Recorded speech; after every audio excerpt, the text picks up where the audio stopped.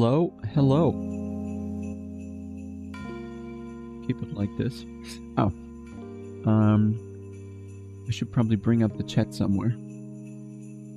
Else I'll not be able to engage. Maybe like this. And I'll shift it over to the other screen later. How are you guys doing? And actually we can move this away. Because this is the microphone. Which is new, I hope. I hope this gives, again, more consistent audio quality. Been chasing that since forever, pretty much. I really don't know how some of the other guys do it. Especially Mabix running speakers instead of headphones. I have no clue how he gets decent audio. But then again, he has the microphone in his mouth. So maybe that explains it. I couldn't drive like that with a microphone right here. At least not such a big one. Just right in my face like this. I couldn't drive like that. So I need a different solution. And this one is actually not too bad. It's small, has good quality, and it's magnetic, so I can just take it off. So I hope you like it. If you don't, F. But it was a Dan Suzuki recommendation, and they are usually unrivaled. So I'm just eating a few nuts because I forgot to, I don't know, have dinner. I'll have it later, I guess. So what are you guys up to?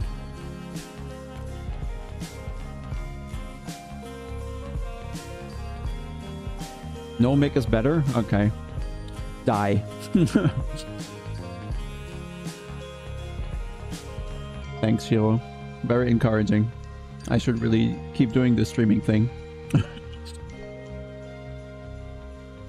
But I feel this is the only sim racing channel with an actual focus on beer.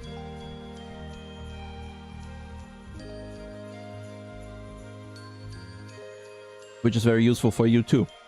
So one of our viewers here, he's working, or a friend of his is working in a brewery, which is Lille, which is somewhere in northern Germany, in Kiel, small northern town of Kiel. Very like Baltic Sea, or is it North Sea? Shoot me, maybe it's both. Exactly, and if you look very... So first, big thank you to them for sending me a tasting package. And maybe I'll just bring up North Sea. Yeah, sorry, why am I so stupid? Alright, let me drop you the link once, okay? Then I did my duty. Good beer deserves something, and I haven't tried any of those yet, right? I kept them all. I kept them all to test them with you guys. So if you look closely, one is missing in the middle there. That I put in the fridge, which is a pale ale. And the others we have is alcohol-free mix. So it's like orange and the alcohol-free beer. Then there's an IPA, the second from the right. Then there is a blonde one is the orange there. Then this one is just a regular Pils. And the one in the front is a lager. And the one missing is a pale ale. So we'll have this one after the race. And if we don't survive the race, then middle of the race.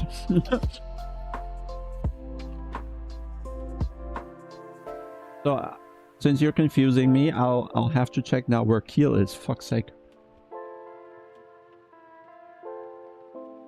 Yeah, that's definitely Baltic. That's Baltic Sea.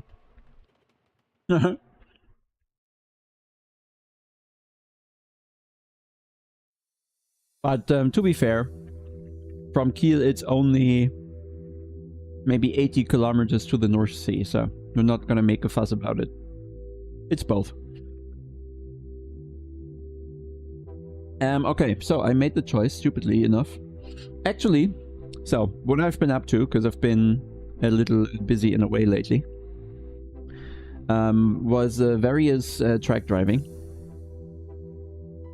You all know the purpose soon at some point. But it's very, very interesting to finally get to drive a few more and different cars on the real track. All of them road cars. 99%. Well, that would be a stretch. Maybe 90%. It wasn't too many cars. So.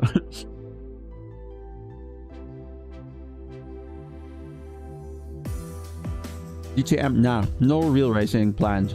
That's not it. Luckily.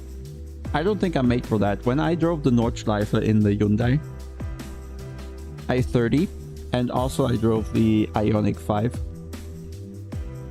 I can tell you that unless you really go fast, it's very weird. When you go fast, then you know all the forces that are going to come to your body, right? When you hit the brakes, gonna go forward, left, right, throttle, over the crests. You know what's coming to you, and so your body isn't confused. But when you have an instructor ahead, and you're driving in a group, as most track driving experiences are going to be, when you pay for them, unless you rent your own car and have high insurance, blah, blah. Anyway, then the instructor is going to adapt to the group. So if there's one slow person in that group, he'll suddenly slow down. And when he does that in a weird place that you don't expect when you're driving quick in the moment, it really screwed with my stomach. And yeah, just driving behind the pace car or instructor car in a slow group, it was messing with me so much. Because going over these crests suddenly takes 3-4 seconds. And then you're accelerating and slowing down in places where you wouldn't. And I got completely motion sick. Didn't throw up, luckily, but it was very, very weird. And I needed like, I don't know, half an hour to recover before I could go for the next run. But luckily, a lot of people in our group, they didn't come back after lunch, so maybe they had the same problem. And then we had the chance to just be two fast guys with the instructor. So then we got a proper lap, which there is a onboard. But yet unclear if we can actually use that because it was filmed in that specific setting. But even though we had an instructor and even though it felt fast, I think we still gave up a lot of time on the brakes. And if you do that for 70 corners, you're gonna lose a lot of time. So the lap time we did eventually was like 9 minutes on the Nordschleife in the Hyundai i30. And the actual fastest lap that Hyundai did in it is 7:58. So we lost a full minute, even though it didn't feel slow. Like we went from Dottinger into the Tiergarten, we went 240, which is everything the car had on the straight. So it definitely was not slow. But yeah, that still somehow had a lot of room. But it's the brakes, it's always the brakes, because when you're doing the actual track experience, you're not going to be anywhere near what the car can do on the brakes. Because if you find out that's all it can do and there's nothing left, you have a big problem. So you leave loads and loads of room on the brakes. But you can still go decent speed in the corners, right? You're just braking probably 50, maybe 100 meters early just to be entirely safe and sure and everything. Especially Nordschleife. I think other tracks might be not as drastic, but Nordschleife is a different animal. Completely. Because you're basically never braking straight. There's always some elevation change going on, some cornering going on. It's maybe 1 or 2 braking zones are somewhat straight. The rest is trying to kill you. So, very interesting.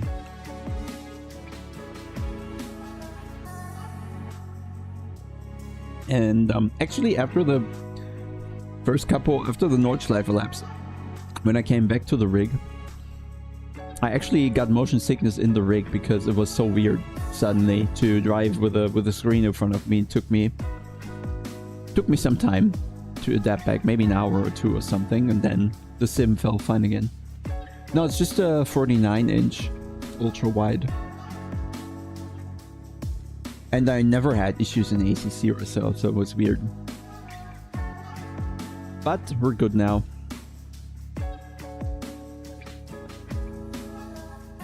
Okay, anything else I need to do before we actually get going?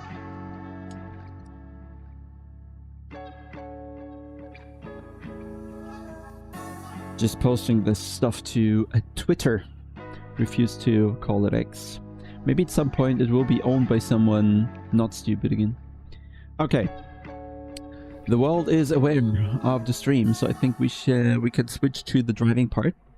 Silverstone on the table in the Porsche Cup. So sound-wise, you'll be able to have some fun, hopefully. And now we need to figure out a setup. Just checking if there's any tool running here, which is going to screw me over. But I think not. You're not very talkative, guys. I have to tell you that. But we're fine. We'll manage.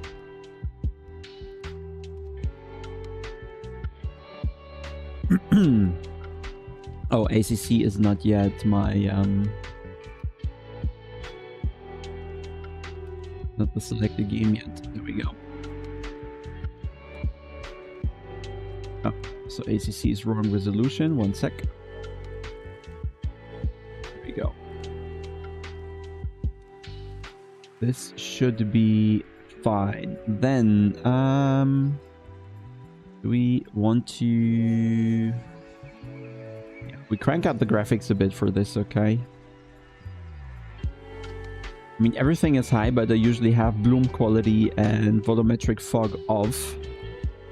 So we're just gonna increase a few settings here for extra nice stream. There we go. I don't think we need everything on Epic. Just a few things that spice it all up a little.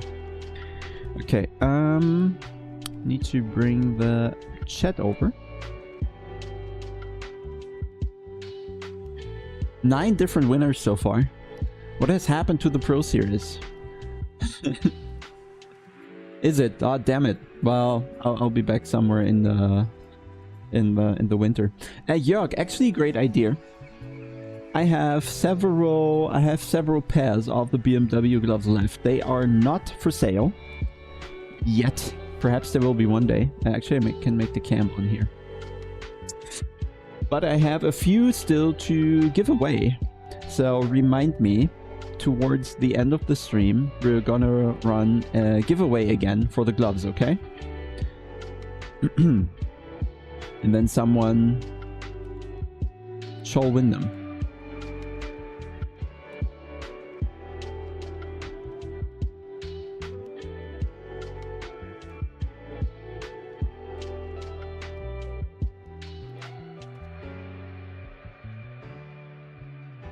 Next season, yeah, I think that, like, I make it all dependent on the weather, and it seems like the summer is finally coming to an end in freaking September, smashing all records here. And then, so next season, what do we have now? 9 weeks, you say? So it's still 5 weeks left, so we'll be November. No, late October when the new season starts. So I think that should be good for me to get in there again. But never know what happens. Maybe something stops me, but it should be fine. Expecting it to be fine and joining Pro Series next season.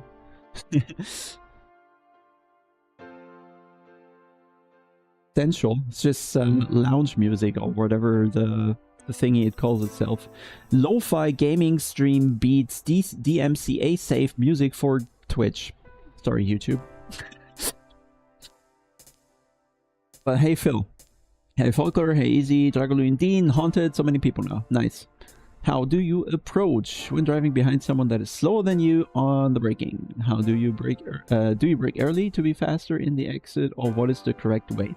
So of course it depends how much earlier the other guy is on the brake, and if you've seen it for 1 or 2 laps that he's braking consistently early in that specific corner, then you just might go for the dive when you feel it's safe. And the other thing is maybe just push him off the ideal line as always. Make him defend the inside, take a wide swing, do the over-under, try to get the run on the exit.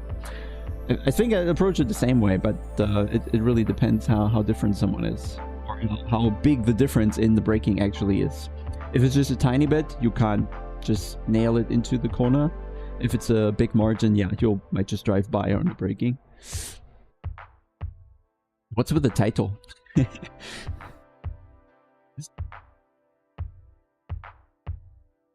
Oh, that's a normal title for a Simracing streamer. That's barely any clickbait in there. Oh, you mean the playlist? What's your opinion about triple versus ultra wide? I've got a 34-inch, but now I'm thinking on upgrading. I'm not sure which way to go. Triple 49 ultra wide. The 49 might not be that big of an upgrade to the 34. It's still something, okay? But I think if you feel 34 is way too little, then maybe triples are your thing. If you only want a tiny bit more, maybe 49-inch is enough. There's also a 57-inch now, ultra wide, which might even have a little more room. Really depends.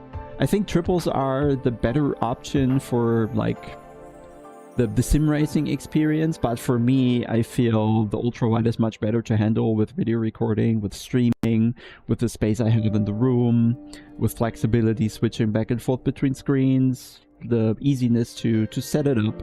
If you have a separate sim racing PC and everything, and you permanently have the triples, I guess that's fine. But since I'm working on the same PC on 2 different screens, and then having triples, that would be like 5 screens I'd have to connect, and I think there's only 4 at the back of the GPU, right?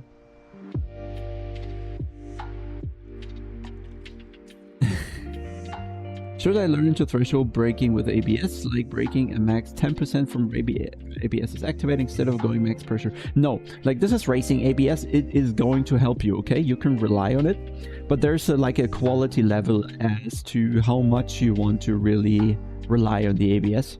And my advice would be use the ABS, but once you actually go for the corner, once you start turning the wheel, your ABS should be more subtle. It shouldn't be active all the time, but it can still kind of work, right? You'd see that on Popometer. If you record your laps, if you view your data channels, ABS is going to be one of the default channels. So you can see it without paying anything. You can go to Popometer.io, download the client, register, start driving, your laps are going to pop up, and then you can look at your own data. That's all free. Only once you start comparing to someone you're going to pay. So always worth checking it out, and I'm pretty sure I've put a link in the description of the video. So then you can see your ABS, and you can see if your ABS is like a flat line, so it's permanently on into the turn, you're probably overdoing it. If the ABS is going on and off into the turn, you're on the right path.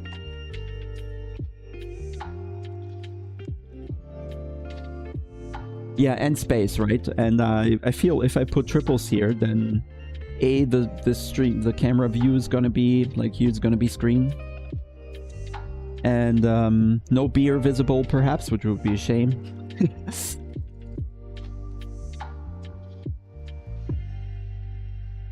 Okay, we can probably just do single player here. The track was Silverstone. What are the conditions? Let me check LFM website real quick. We are going to, oh nice, didn't scale. So it's 5 p.m. and something like 20C. 5 p.m. 20C. 5 p.m. 20C, not 19. A bit of cloud cover. Silverstone weather, I guess. Silverstone is here. And oh. Why did it switch to serious? Oh, probably because they edited the new one, right? Where's the open series? Down there, covered by the screen. Uh-oh. Interesting. So, okay, this is not stored per season. The daytime somehow is stored per season. The weather is not. The track is also stored per season. Anyway. Oh, now the order of tracks is different. So here, Silverstone. Where is the Porsche Cup? Down here. Beautiful. 2.1. Oh, sorry, Kylo. That'll do. It says 22.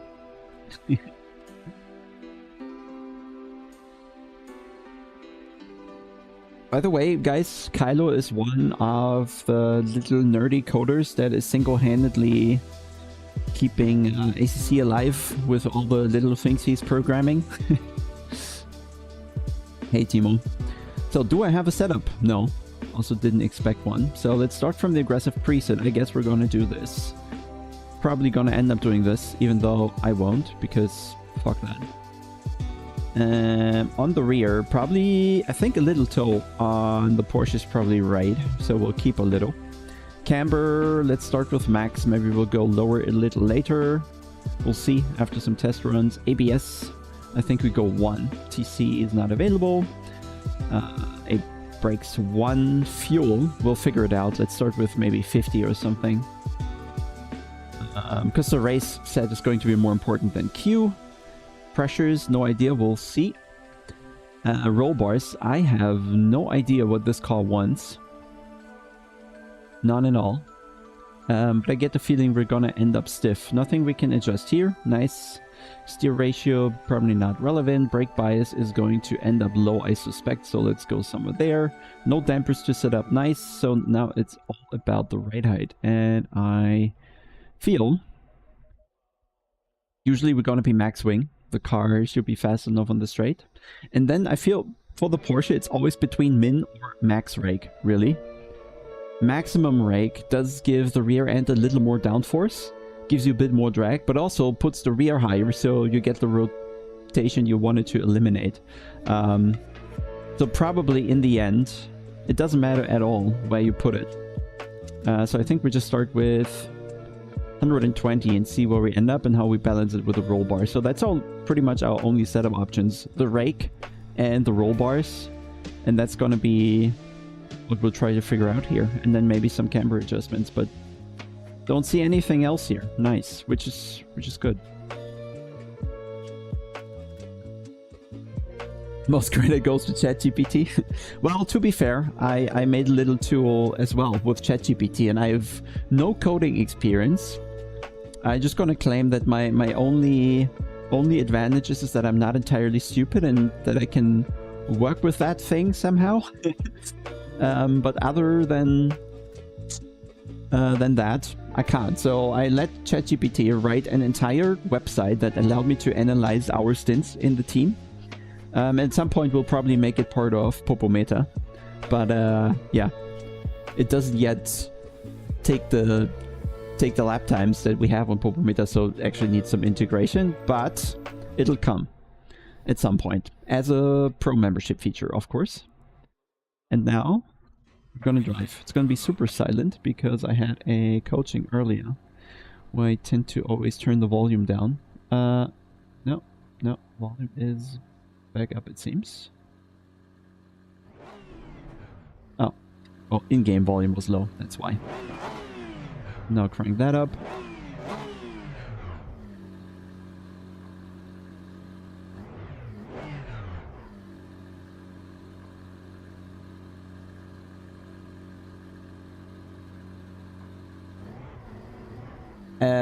Johan, you mean for ACC?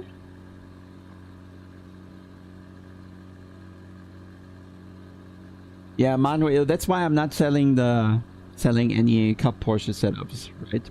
If anything, we do a Cup Porsche setup bundle, and then it'd be a bit cheaper. But But what do you mean? When you need to buy setups that I have it recorded, not all have. Everybody should, like it's a requirement for all uploads to have. Oh, that's not working.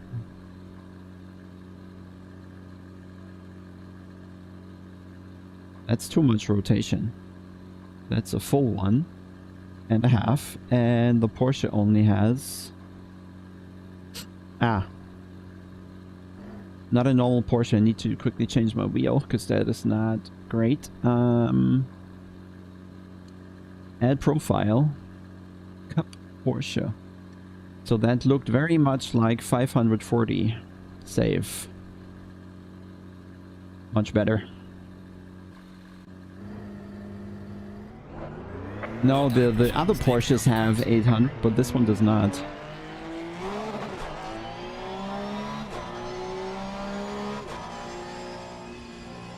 I just need to check audio levels here, but this seems well away from the clipping, so it should all sound good. And then we just need to go to ACC and maximize the window, and then we should be fine here. God, this is bouncy. Okay, I guess we're gonna end up with a lower bar in the front. You mean the Porsche GT3 or the Porsche Cup? Because the Porsche Cup, you don't have many options, just a soft roll bar really. But the car also bounces in real life.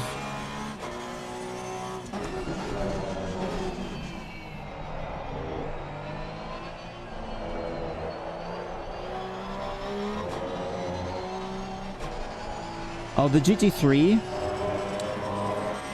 Well, you can just buy my bundle. Well, I feel it's a bit muted. Add fuel to the Porsche. It likes that when the front end isn't too light. Actually, for the Porsche, maybe we just drive that view. Because it doesn't matter to me to be like... have super visibility, so we can just have the steering wheel displayed, which I think for the viewing experience is better than having the stable cockpit, right?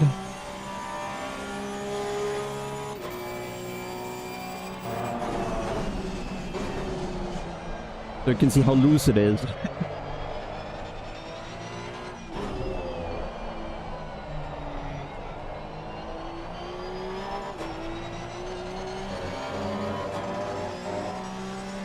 But yeah, in the Porsche Cup you need range in the suspension, and also need to, well, stop it from bottoming out.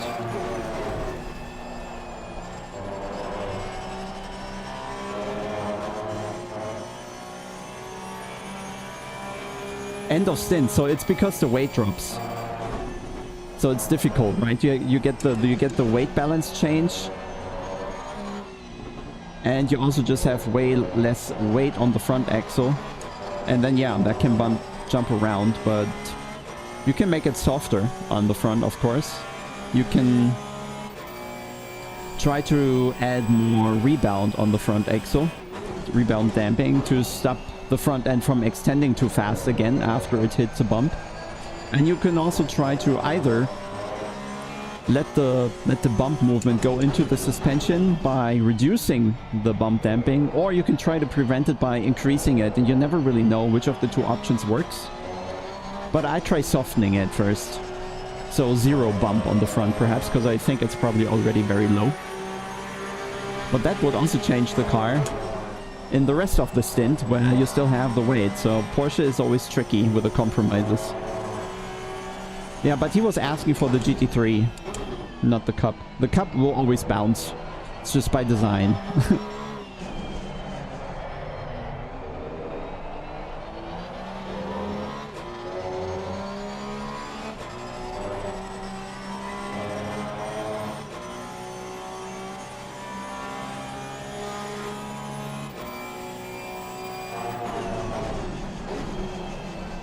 Okay, maybe 52 brake bias was too low. This feels better.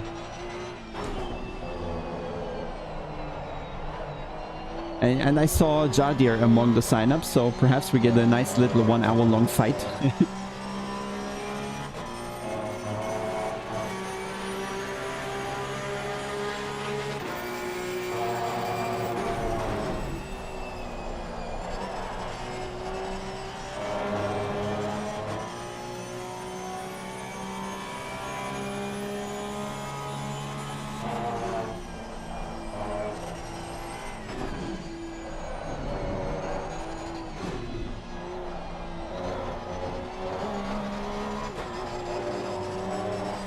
Okay, I feel this is super slow.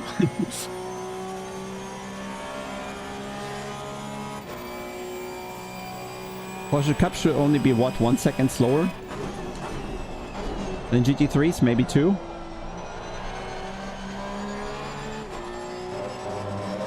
So I'm missing, what, 5 seconds? Nice.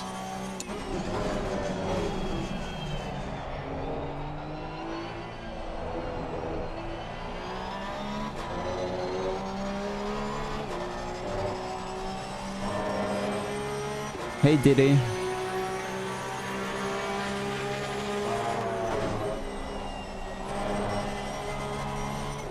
Maybe it's a bit slower in Silverstone because we have no downforce here in these very fast corners, but still.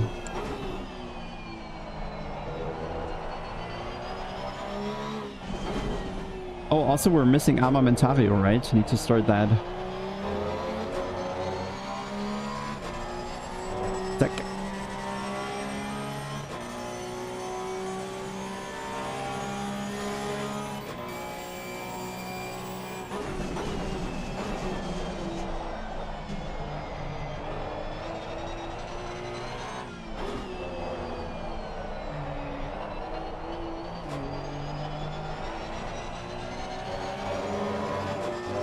It's a cup. You would love to know my numbers? I think I'm above 5,000. Maybe it's 6 by now. Okay, pressures don't look too bad. Temperature doesn't look too bad. Just need a small correction there. So maybe down 1 here. This is fine. 7. Maybe 5 is fine. And then how is the inside-outside temperature? That also doesn't look too bad. So I don't know, it doesn't feel too bad. I'll just try lower front roll bar to see if we can get a better front end. And I'll trade the 3 clicks of roll bar with 5 clicks of rate height. Because we're gonna get more front end, I believe. And now I'll just quickly refresh the pedal overlay. We'll not have the setup logger for this one. Anything else running that I should turn off? No, I think we're good. I think we're good. Also, everyone, thank you all for being back after my downtime in streaming. So let's build some audience for tonight. And it should be fun. We're aiming to have fun. How's temperature? This is above 70, even 90. Can't really see the inside, but I have a popometer running, so we could easily check. But it seems like temperature-wise, we don't need to do much adjustments, really, to the brake ducts, for example. So 3.3 seems so far legitimate, if you ask me. Okay, does anybody have a reference lap time? Coffee and cigarettes. Well, I disagree with the cigarettes. Coffee, I'm all for it. But you do you. All good.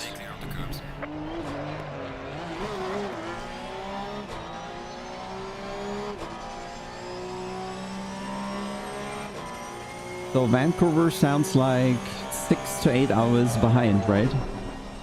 So you're somewhere just about noon or so, around noon, or shortly before or after. Oh, that's a lot of front end now. Okay.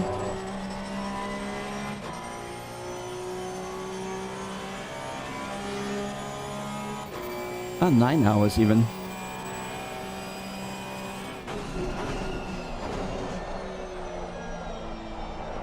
Maybe we wait for tire temperature.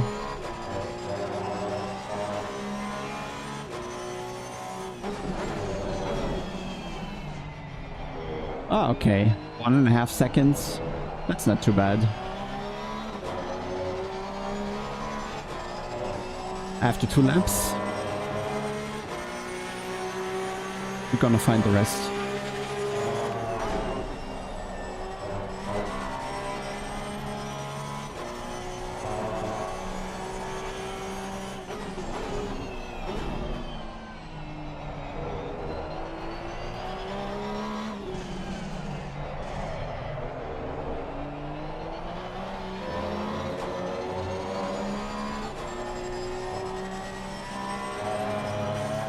OG setups. Was that a typo?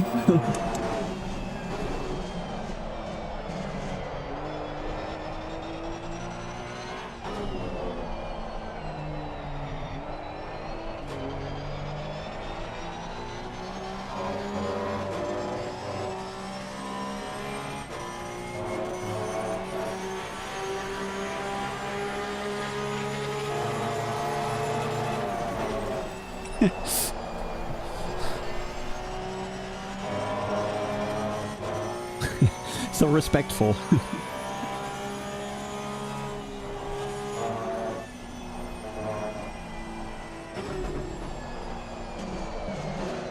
Shouldn't read chat and try to drive. ACC has been such a joy to watch and play. Yeah, I think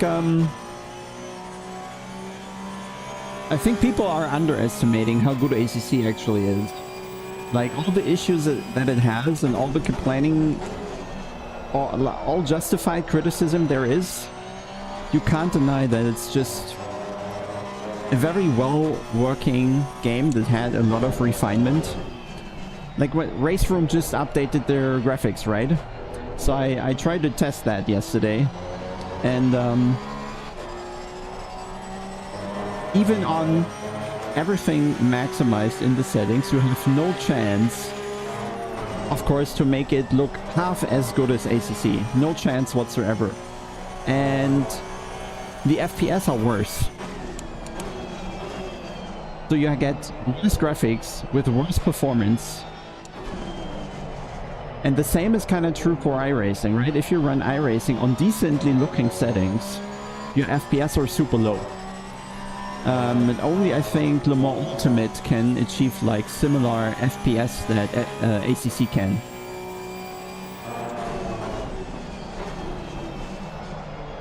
So I'm not sure about the roll bar.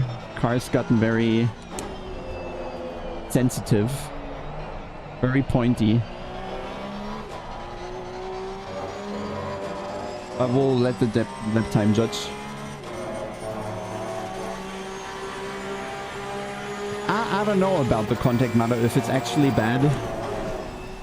The issue is more the ping, really. The internet itself is the problem. If you drive ACC on LAN, which we did, the contact is pretty good, so it's more a latency issue that all sim racing games are going to have.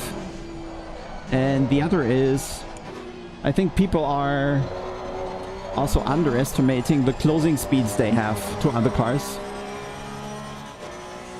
And what they perceive as a little touch actually had a closing speed of 10-15 kilometers or so.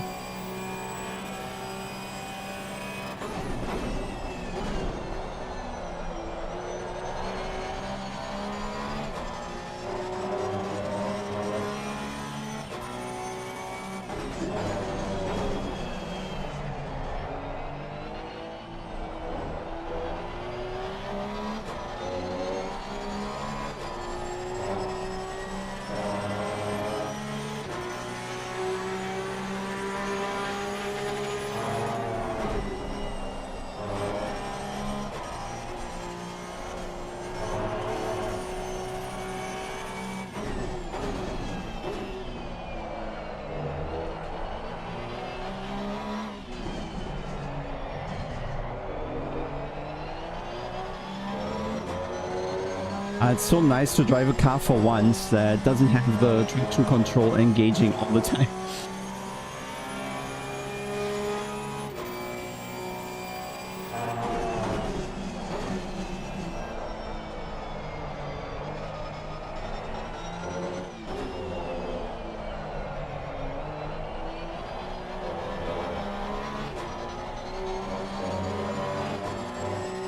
Is it gonna be the 2-minute mark already?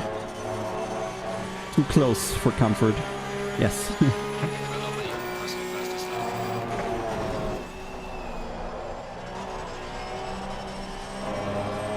But the car definitely got a little sensitive with the bar change. So maybe we go the other direction.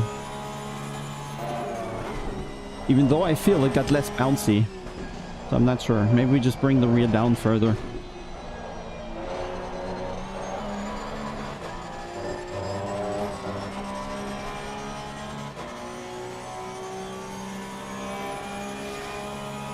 Is it? I can't see it. I can't see the trace that you see.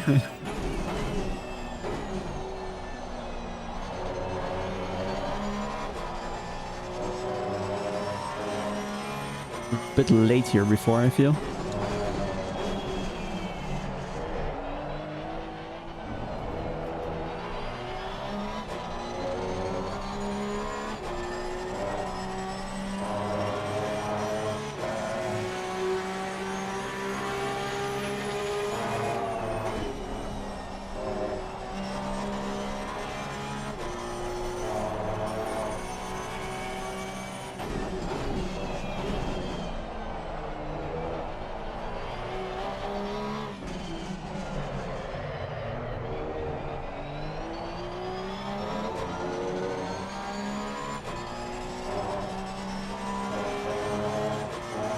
Getting there. It's not too bad, I think. Not as bad as I thought I'd be.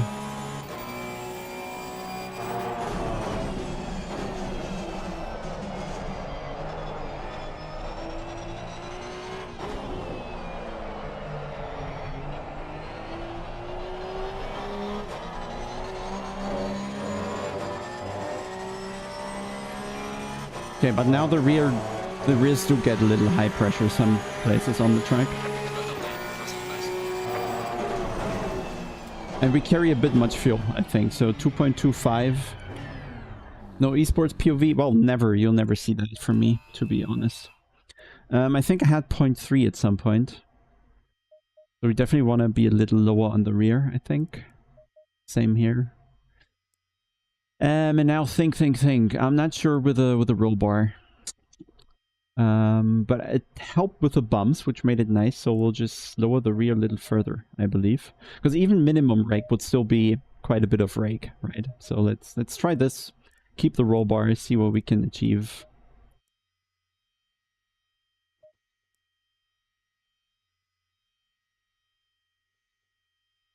Yeah, that's I mean that's more for the cars that don't rotate as easily as the Porsche. Like when you have the front engine cars, the Mercedes, the BMW, Lexus, Nissan, Bentley, all those, Ford, you probably want to be on the brake, deep into the turn, right on the throttle to keep the rotation. Once you coast, they get a bit understeery, but not as extreme as iRacing, for example. This is way more pronounced. Stream lagging? Let me check. There are no dropped frames, so I believe it is just you. Anything else we need? No, this can go, this can go. Okay, yes, nice. And we have a bit much fuel, so I wanted to calculate fuel. That was my actual plan here. Fuel we have enough front. We don't need to add more to it, I think. Or the high-speed turns. And the high-speed turns, we could use a little more camber. No, let's just keep that. Let's just keep it as is. Why I say camber and touch the toe? Because of the overall, yeah, kind of mechanical design of the suspension. If you turn the wheel and you have more toe out to begin with, you retain some camber more in the corner, like tiny margins. That's more general, though. Might be some cars that don't actually have that. I wanted to have the calculator. And we do... So we have 60 minutes race later.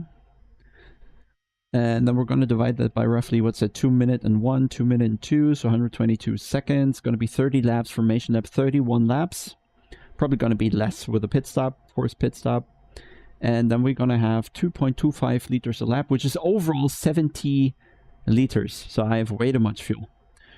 We're going to have 2 runs of maybe something like this.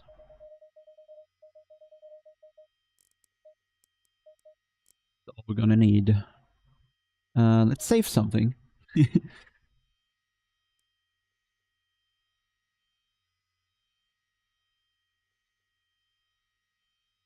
Roll bars all the way to the max. Yeah, we can try, but I feel the bounciness on the track just hurts it a bit. Multi. I mean, lap time wise, I can't complain right now. So let's see. Let's see where I can get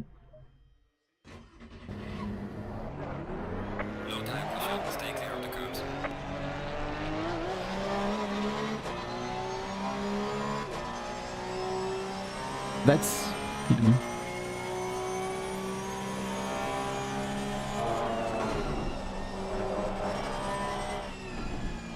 I'll check, yeah, next run, Lucas.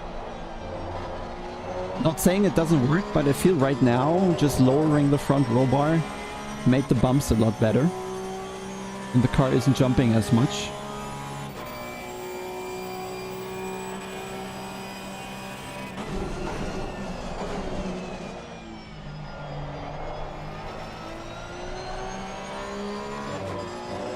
We definitely need the higher brake bias. 52 is too low.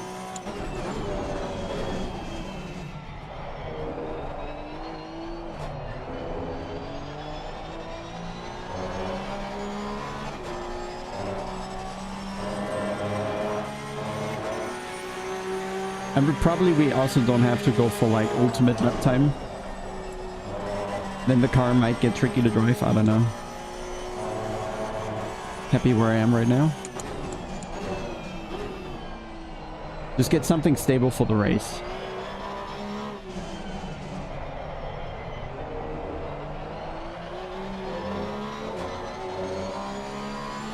I guess for lap time you have to be more on the oversteer side. It's cup.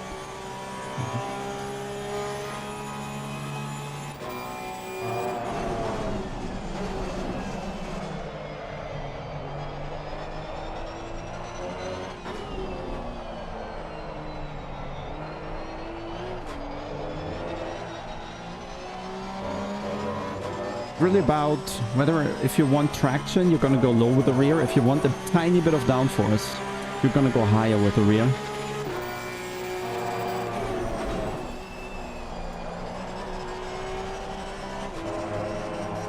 Of course. I think it's just cup and M2.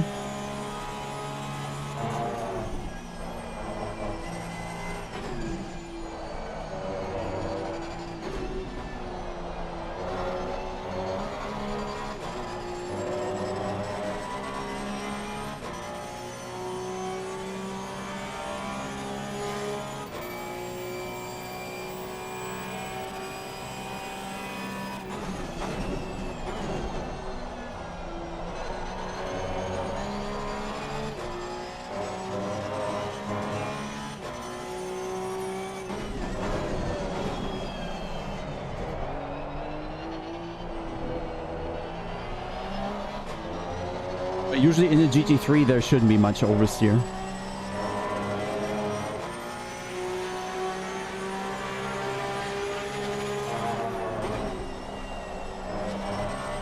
So the Porsche Cup is necessarily more oversteery than any GT3 you can drive.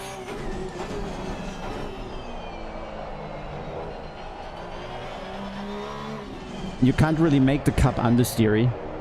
It's just not how it's designed.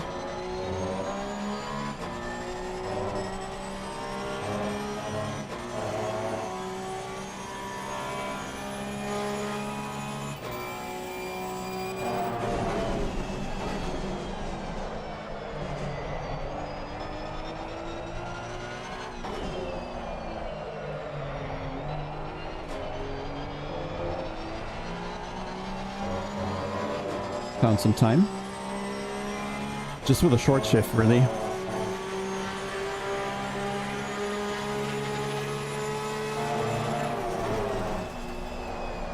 But it says 25 seconds minimum stop time, Kylo.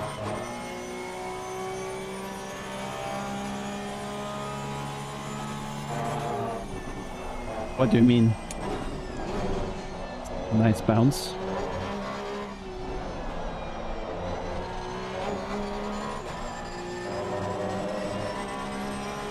Refueling not required, but it still says... It said 25 seconds, no? Did I read wrong?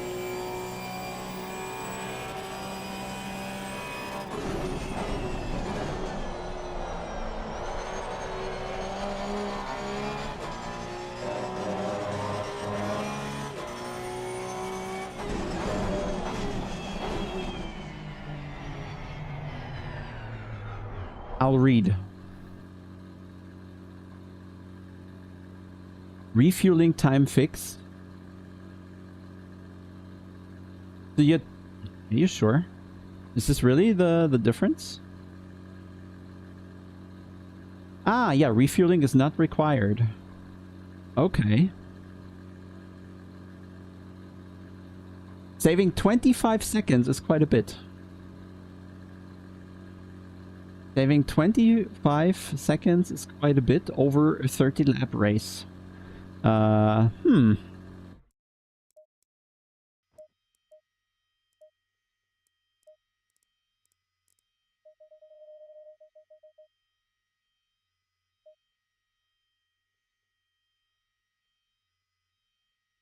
Yeah, Kylo, stop saying it, okay? Psh, psh, delete. Delete messages. Delete.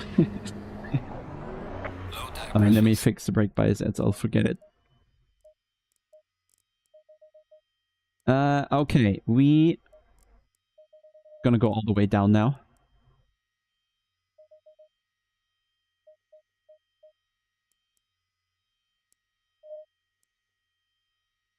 No, never. This is gonna be... Let's try it, okay? But I think it's going to be hyper bouncy. And we try the rear as well, okay? Just so we've had it. Minimum right side, maximum roll bars. Let's see. There's magic grip, I'll keep it. But don't see it. The fuel load. Low tire pressure, stay away from curbs. Gonna confuse us a bit.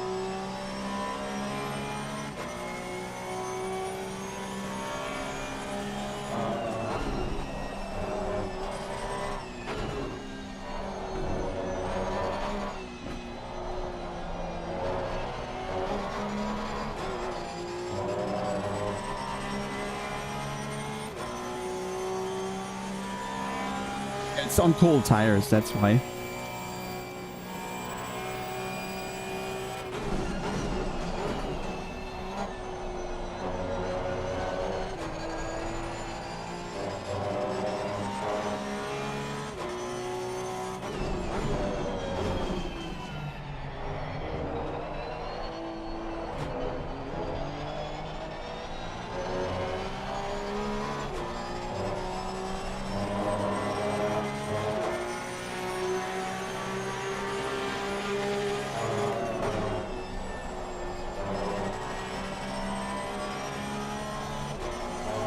But I'm not sure, like... The car surely drops quite a bit in pace, and if you're heavy in the beginning, you're slower, and maybe after a tire change, you'd be really fast compared to the others. But then again, with tire change, it's 30 seconds.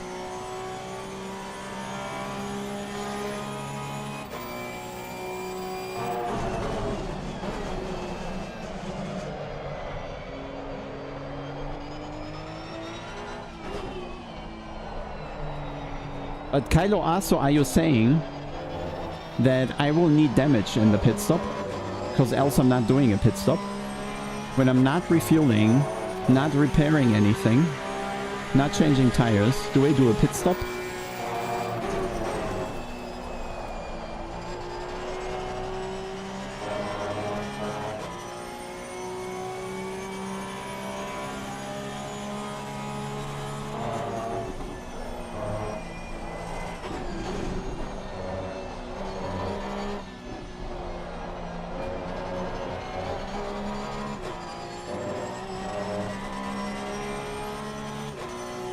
Damage is safer. So, worst case, I need to brush a wall somewhere.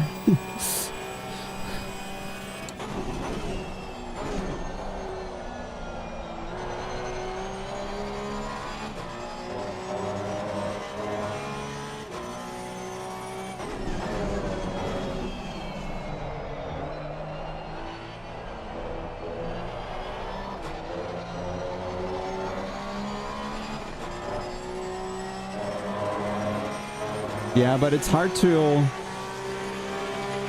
control the impact speed.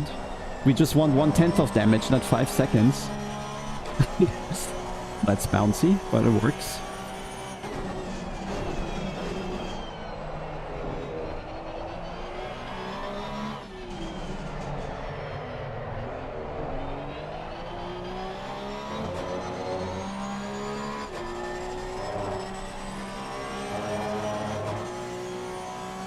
Nothing really makes a difference here. Minimum roll bars, maximum.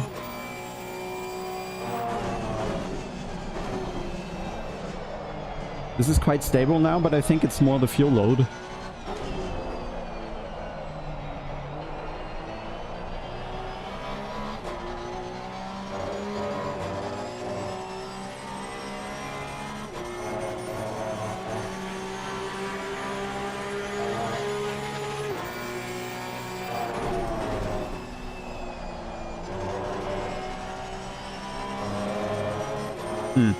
I shouldn't be 0 out of turn 1, so I guess that's fast.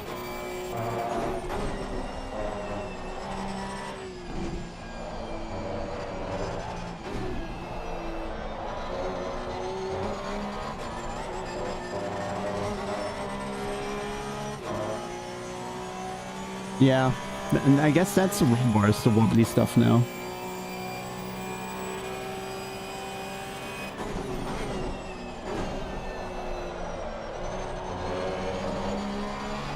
But yeah, it grips better, I think, with the roll bars. Damn it.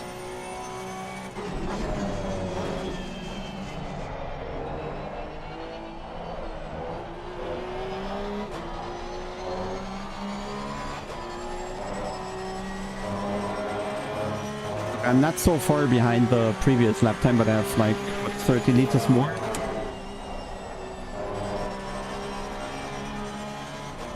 So it seems like the stiff roll bars are just more grip.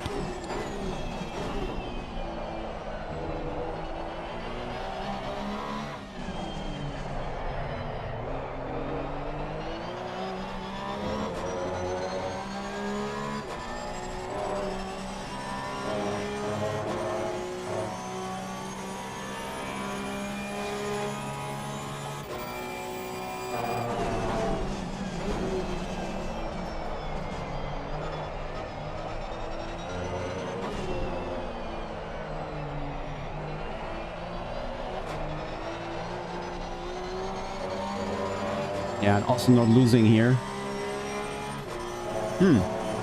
Guess we gotta run stiff, huh?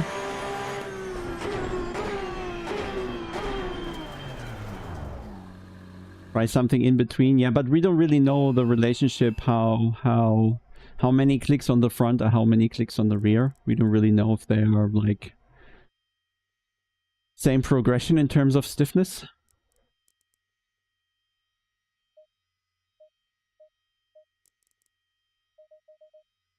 Maybe something like this should give me a slightly more on the steering balance, but it's still stiff. And there, for whatever reason, I do have a bit of lagging here. Where's my overlay? Here, one sec. One sec. How does the stream look, by the way? Wait, here. Let's go in the car. So this needs to move a little, because I guess that is going to be annoying, right? Just gonna put that out of the screen, okay? But as you can see, the frame times are a little high, and they're changing quite a bit from 9 to 12 milliseconds. It's, yeah, typical Unreal Engine.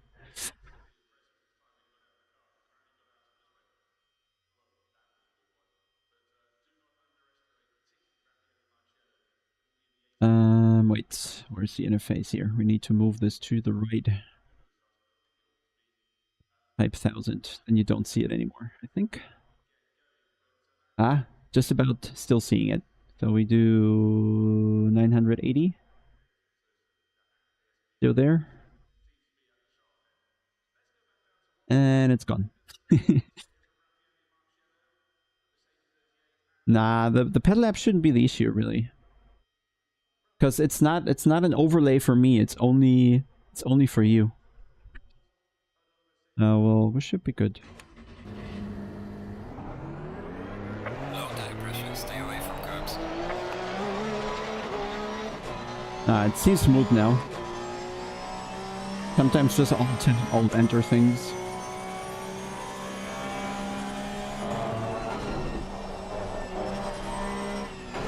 Also, there was an update to NVIDIA's DLSS files. and it's now 3.72 or 3.73 or something. And I feel it's worse a bit than 3.70. So if you've used the kind of custom update of the DLSS and ACC, then maybe don't do this one. This seemed more... Yeah, this seemed to reduce the sharpening a little, and I had to crank it up to 20 to make it look the same again.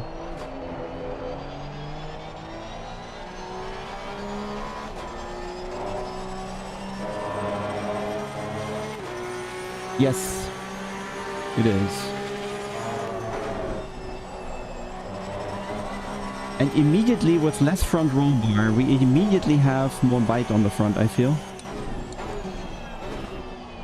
So it should give more grip, but doesn't always mean you can translate that into speed on the track. Need the BMW gloves to drive the Porsche, perhaps?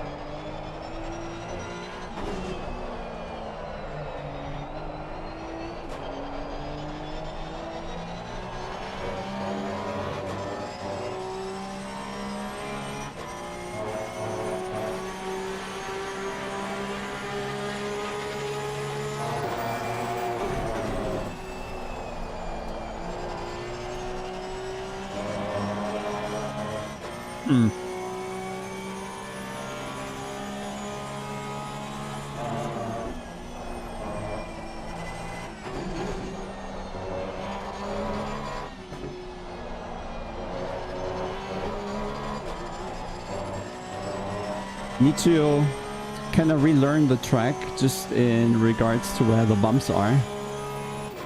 Maybe drive around them a little.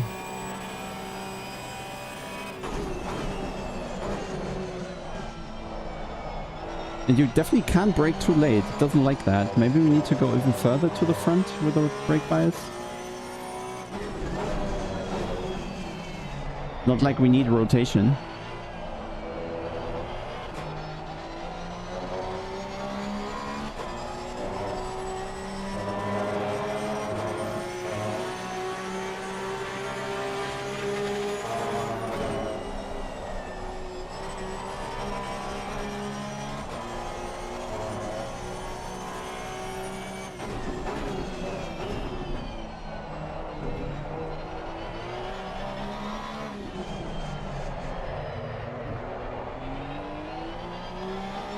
Am I on old tire set or something?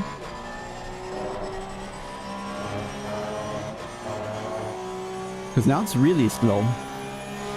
Let's try another one.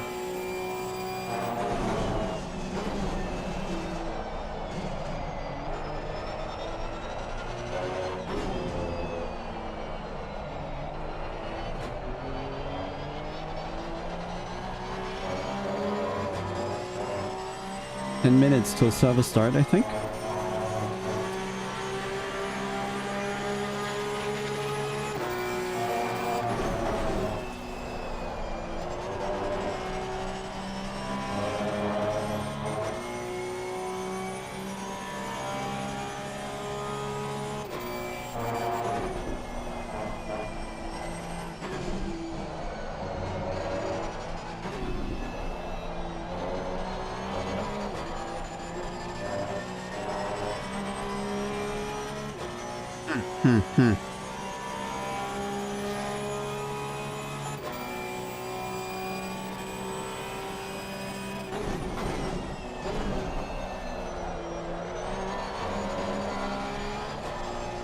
A bit oversteery.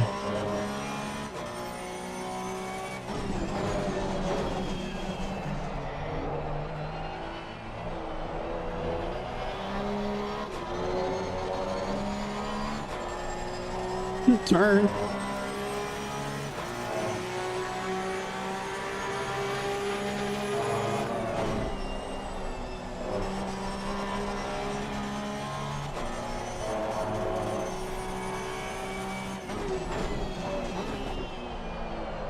Yeah, I'm not sure the The differences are so tiny. Very hard to really feel if it makes a difference. But I'm also just getting faster myself.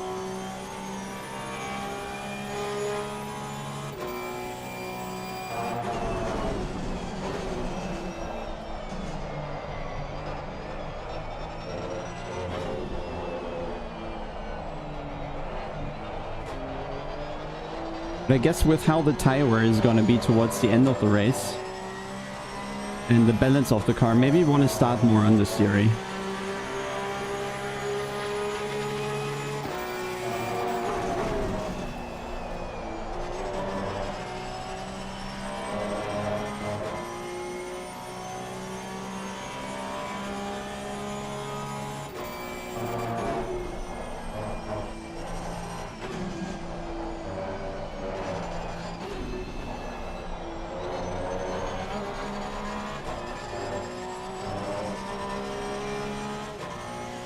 Maybe the only thing the car needs is just kind of prevent the rolling a bit.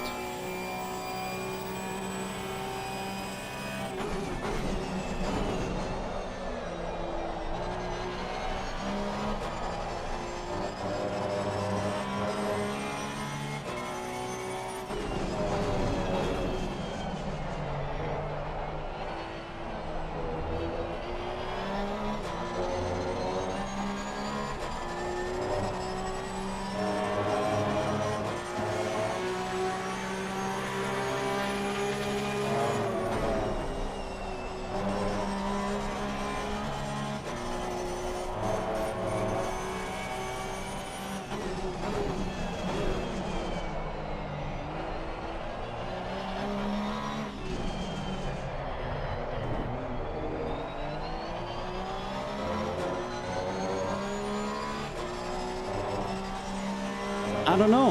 Hard to tell.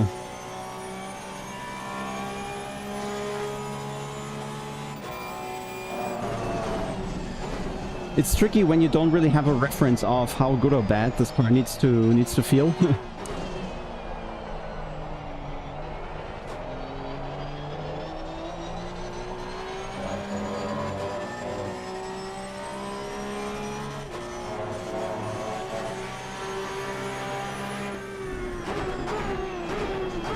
But full fuel, it doesn't seem too bad to me to be 1 second off the fastest lap. And since it doesn't have a lot of downforce, it should also not respond too much to the, well, temperature changes. So, I don't know.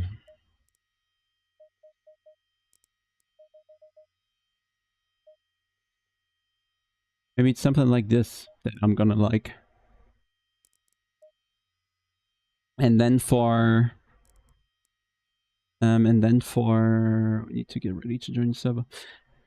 And then for the qualifying, where it is going to be more oversteery, just gonna decrease the rear wheel well, perhaps, or just live with it. 2003, but I guess that's with quali fuel, huh? I guess we were not too bad here, I think. We're always looking at the race distance. I tend to be pretty good over race distances. I'm not worried. So where's the server? 5 minutes. 5 minutes. It gives me 2 laps with this. Low tire pressure, stay away from curbs.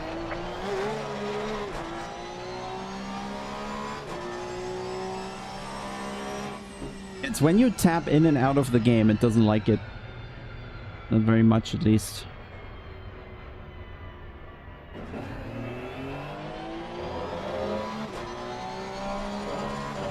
Yeah. Frame times just go haywire. In between.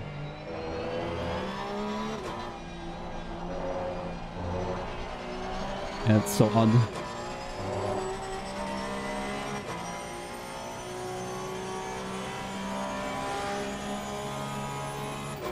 No, something broke the FPS just now.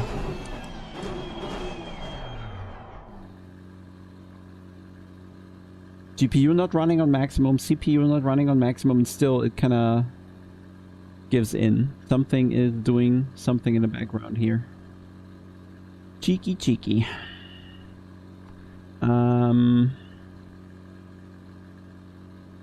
Did I want to check? Ah, yeah. Maybe we do make the stream a little uglier again. Options, video, down here. Here. Sorry. Sorry. Sorry. I think that's all we changed. Yeah. Nope, makes no difference. Has no impact on FPS whatsoever. It's solely if the PC decides to have ACC its most important process.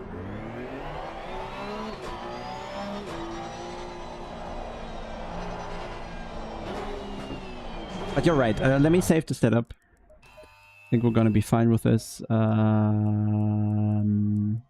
Restart. I'll go back to the other DLSS version, actually. It's just a click. So, where is it? End the game.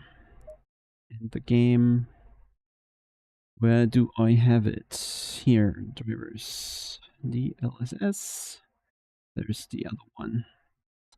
And where's the folder of the game? That's not in documents, it's like on the actual installation. Common, ACC, engine, binaries, NVIDIA, no. Content, no. There, no, no.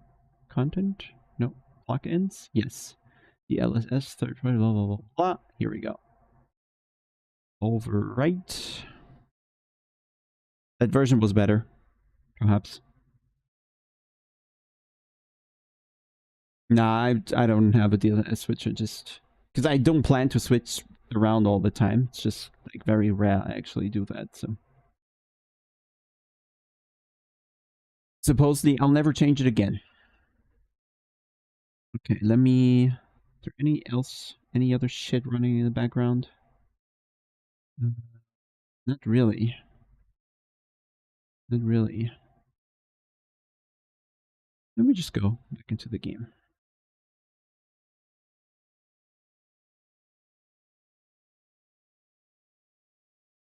Yeah, exactly. At least that's a plan.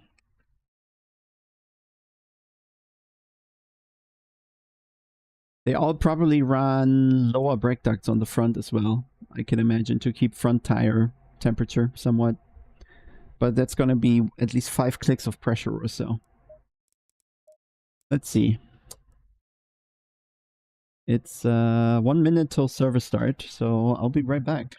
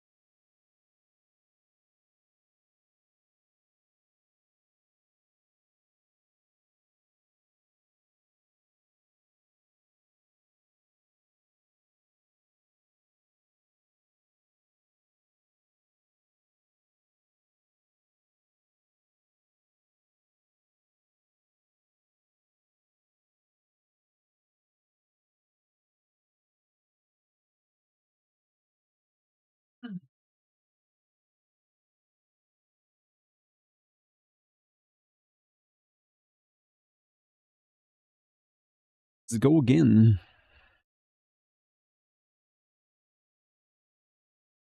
Refresh. Nice, we're late. Oh no. Oh no, wrong car, everything wrong.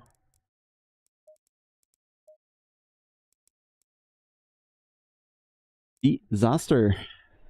We need to practice a pit entry, I think. 23 degrees now, so we'll have to decrease the pressures a bit.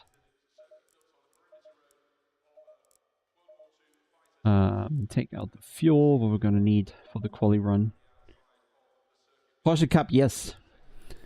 We'll see how that goes. Oh, gloves are 500s.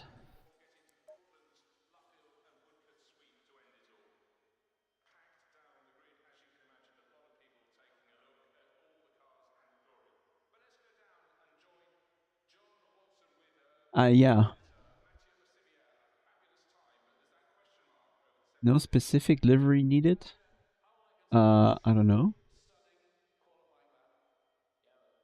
How would I rate the Cup car to the standard Porsche?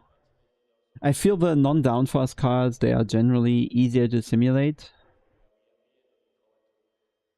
So they tend to behave better as well.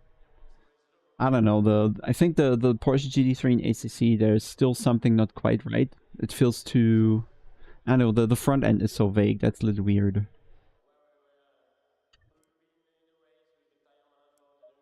Green light, give it all you got. All the streamers popped up by now. Low tire pressure, stay clear of the curbs.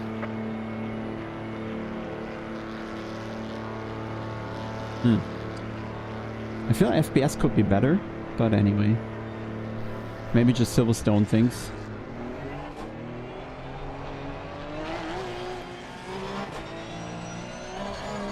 Car on the right. Clear on the right.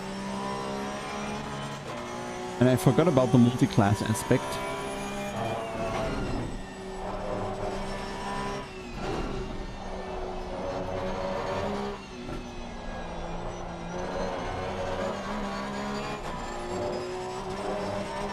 Insane how much lower the force feedback is just because we removed the fuel.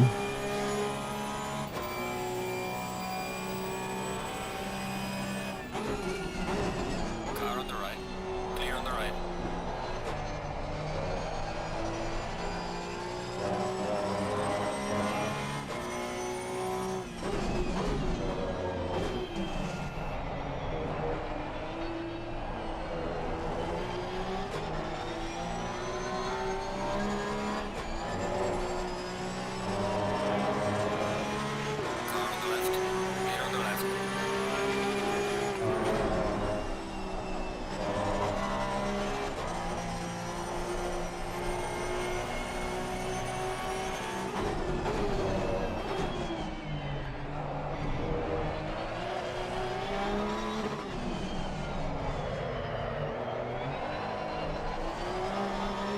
Car on the left.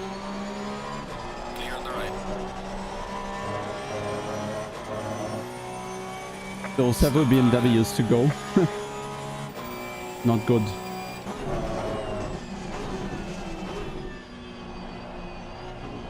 Car on the left. Clear on the left.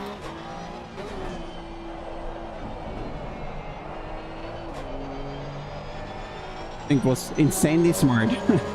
Because we'll have the BMWs cleared now. Clear on the left. Oops.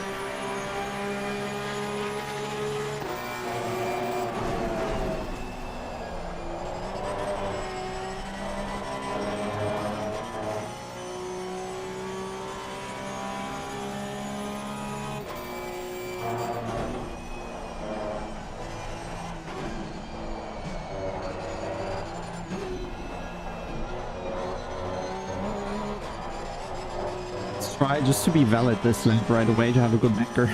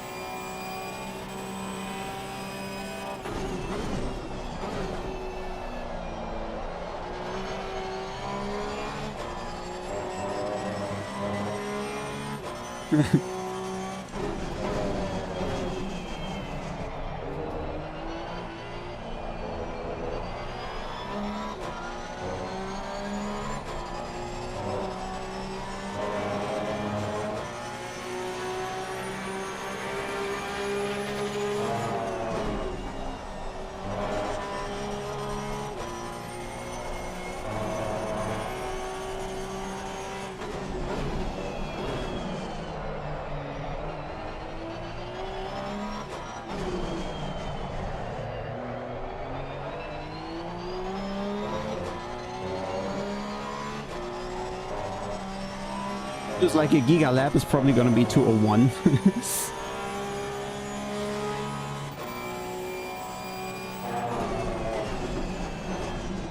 Aston Evo, I do not know.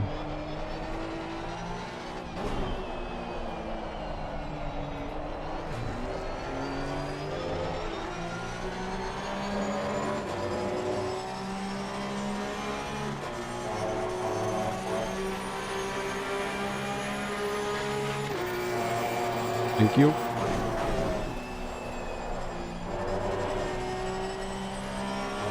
Yeah, slow, as I said.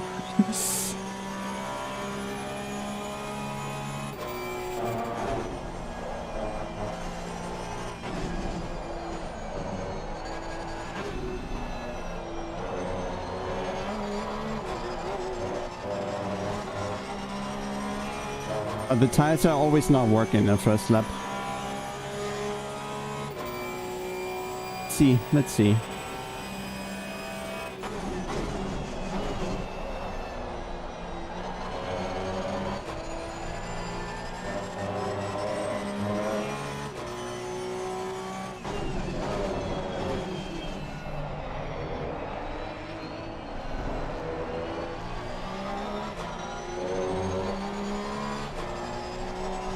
That of course doesn't help.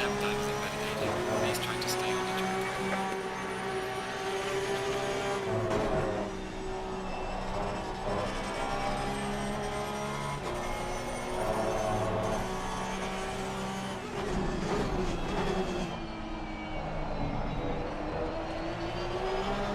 Slow car ahead.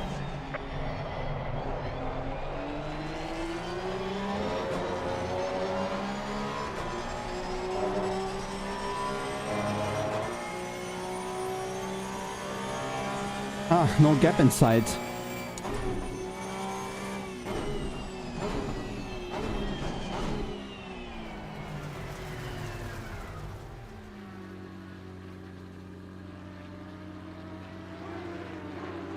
What do you think? How big of a gap do we need to the BMWs?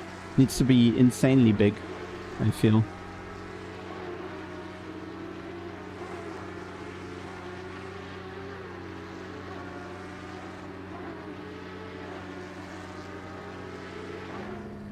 Yeah, I don't really know how to handle this. I think we'll keep the entire gap we have to this car and then we'll see. Yellow flag in sector 1. And hope we somehow get them in a good spot.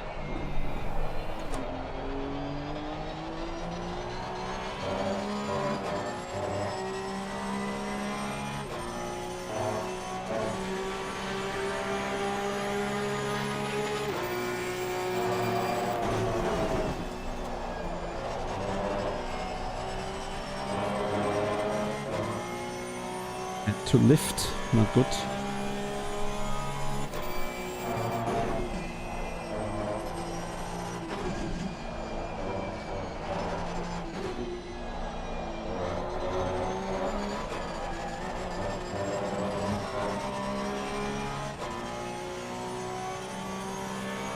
This is good. We already caught 6 seconds. Not good.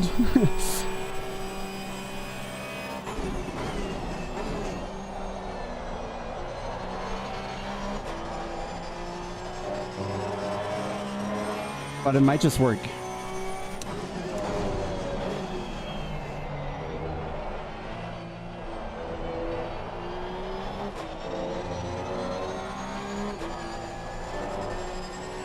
Car on the left. Just one lift already costs us so much time.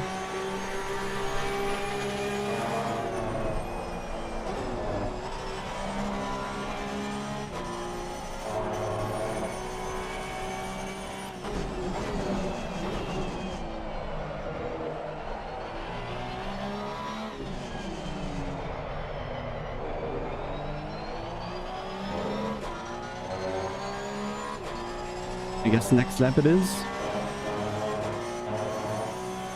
We have time for another run easily.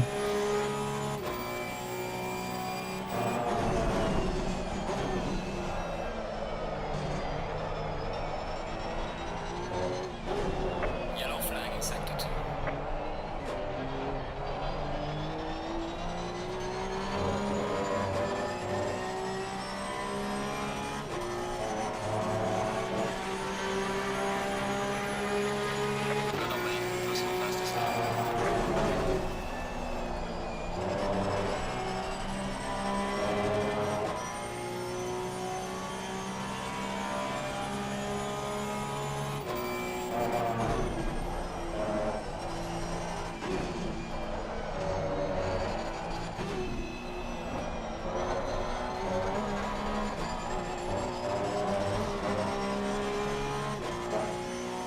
My feeling for the speed the Porsche can carry is not that good yet. Yellow flag ahead. Be careful. And when it understeers, and when it doesn't.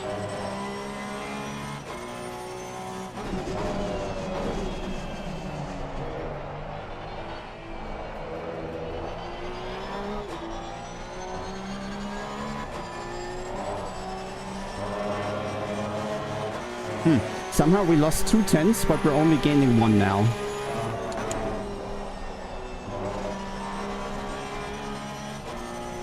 We love the delta.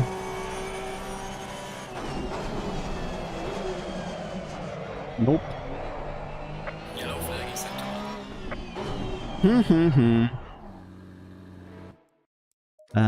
We'll need some setup clicks, because that is not working.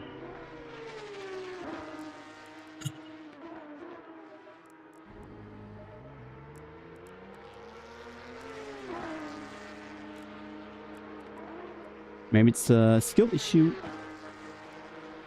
Yeah. The thing is getting the clean lap now. low tire pressure. Stay clear of the curbs.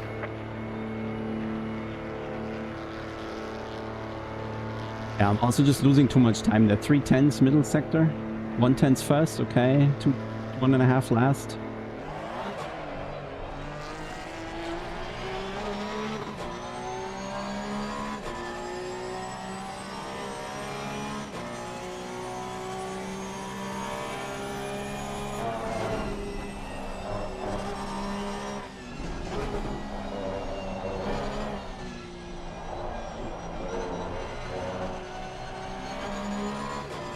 Car on the left. Clear on the left.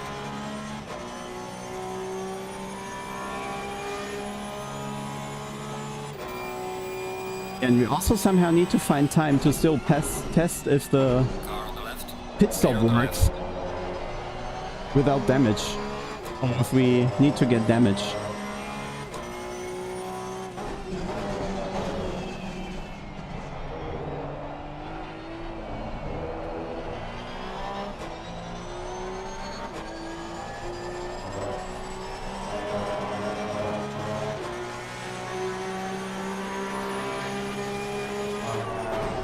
See, we don't have a pit stop time now, so I'm not sure we're gonna do a pit stop.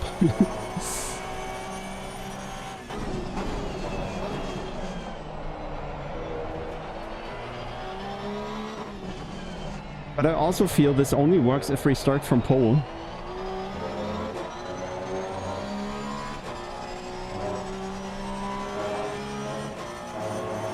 Slow car ahead.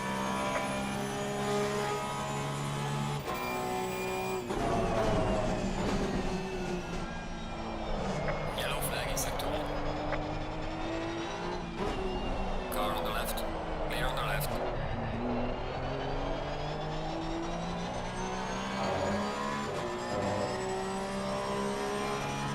Yeah, we'll find a way, I guess.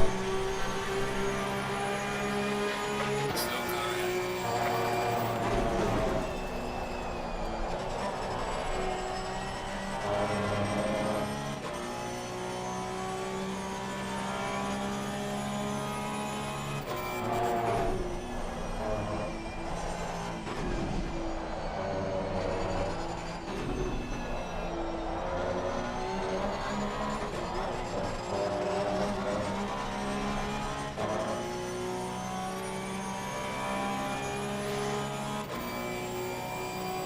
Car on the left. Clear on the left.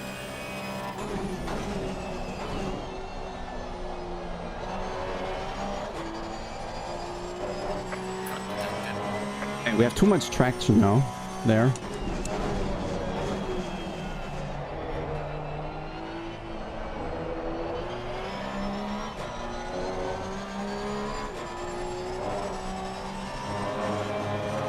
Oh yeah, looks like there's some improvement inside.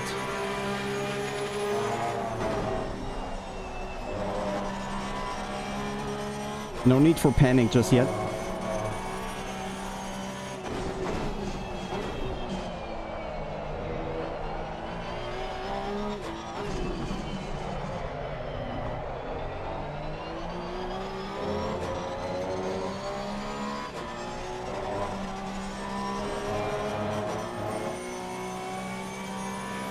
Looks like I could do the point 4 there.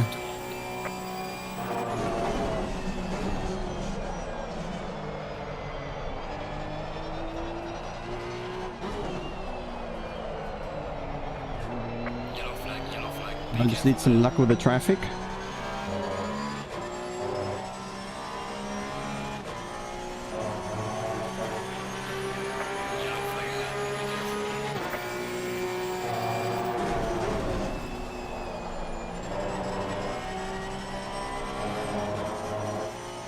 This is unlucky.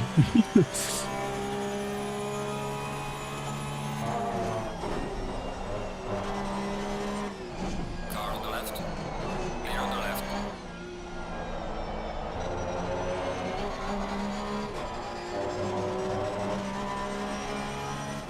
You just can't plan that. Hey, David.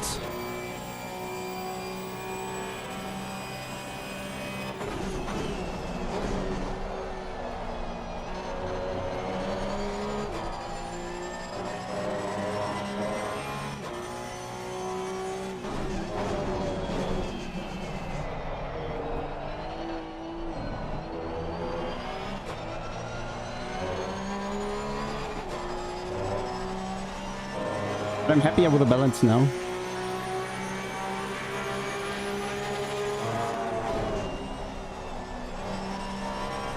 Does everybody else also use ABS 1 or are they all on 2? I feel sometimes it's being too harsh.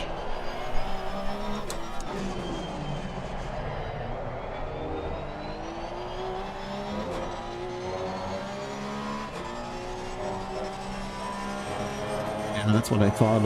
Maybe I'll try it.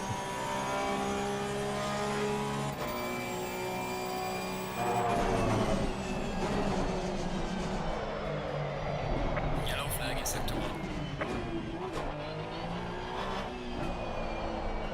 Shouldn't have expected magic.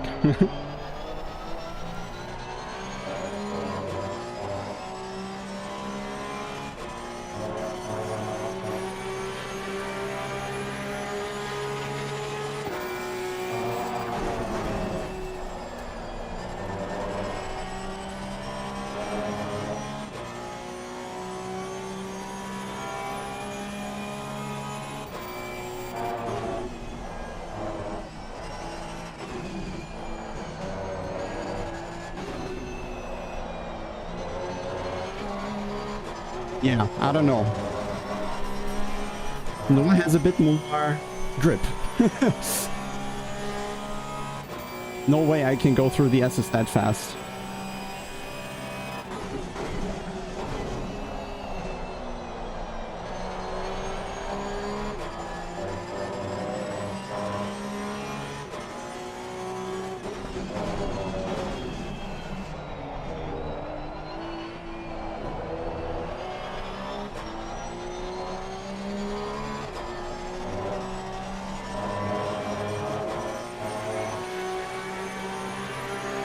Hero, sense that up.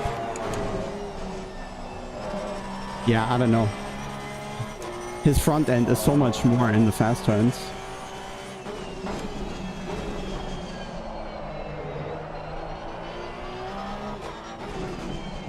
Car on the right. Clear on the right.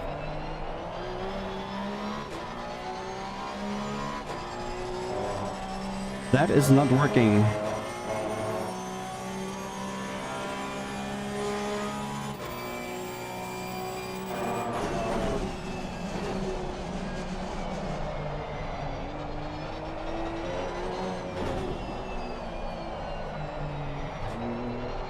Yellow flag in sector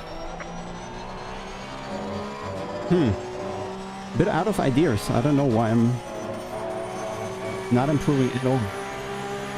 Losing time in sector 2. Yellow flag. Be careful there.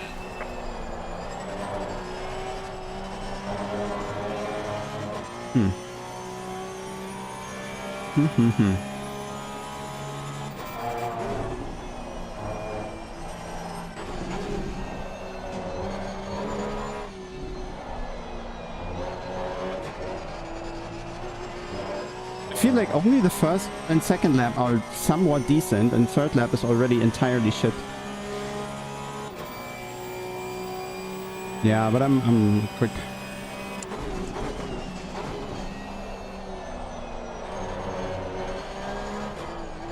Yeah, it's too much understeer now. Impossible. Oh god. Your lap time is invalidated. Please. That was a horrible session. Yeah, I don't know. That's any setup available somewhere? Like that's not good enough. The front end in the fast corners, I couldn't. There was nothing I could do. So we can gamble now on something. Maybe this max anti-roll wasn't it. Whatever we had here was not working. At all. In the fast corners, he took 3/10s out of me. Easily. That's too much. There's nothing I can adjust in the line that's worth 3/10s. In 2 corners. So I guess there is more downforce with more rake. No, I already have that, dude. Well, this is not no rake. This is 34 millimeters of rake.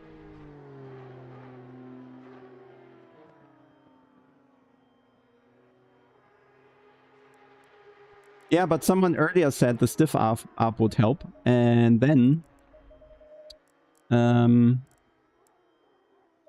we went faster, and now we don't know at all anymore. Yeah, but the car does get some aero grip when you go to max rake. There is a downforce component to it, so this can help in the fast turns especially. But now we are out of time to test, so we're screwed. This is gonna be a nice gamble. Great. Entirely unprepared. So you're just saying things, Mikkel? Appreciate it, I guess. I guess ABS 1, 2 in the long run. Maybe I was able to handle 1, honestly. So maybe we just stick to that. And the higher brake bites. Yeah. Nobody knows now, so we're stuck with what we have, I feel. We can just do random stuff with the roll bars now. But in practice, this was good, right? So I think we're just gonna stick to that now, and we'll see how this goes.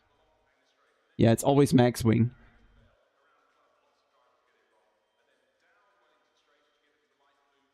But yeah, we were way too far off the pace. Even if I nailed my lap, that would have still been half a second. 8.2 ARP. But he has more rake, does he? That would be important, what his rear ride height is. And we can copy that. 3 minutes to find out. Yeah, but still, 0.5 would be half a second off. That's too much. Well, you would be surprised, because with 70 liters, the weight balance is actually better. Max rake, yeah, see? Max rake, that's the thing. I'll go a little lower. We're not taking it all the way.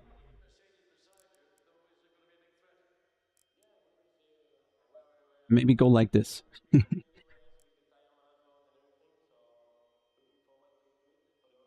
Yeah, but we don't measure... I don't measure myself to anything but P1. Yeah. Some drama. So now we gamble with the roll bars. Do we go all more aggressive because we're low on the rear? I hate it. And do we try to get damage? I think we do we? Hi.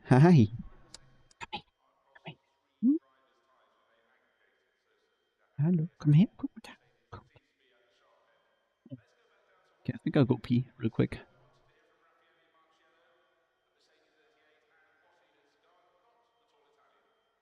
No, fuel it. That's pit stop strategy.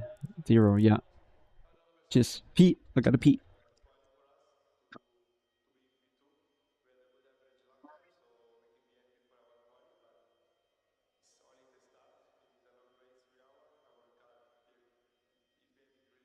I decided that 1 minute is actually not enough to pee. Yeah, I'm pretty sure we'll find damage anyway without even trying.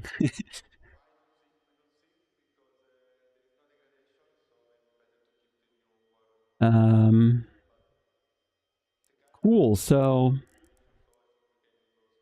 that's what we settled with, huh?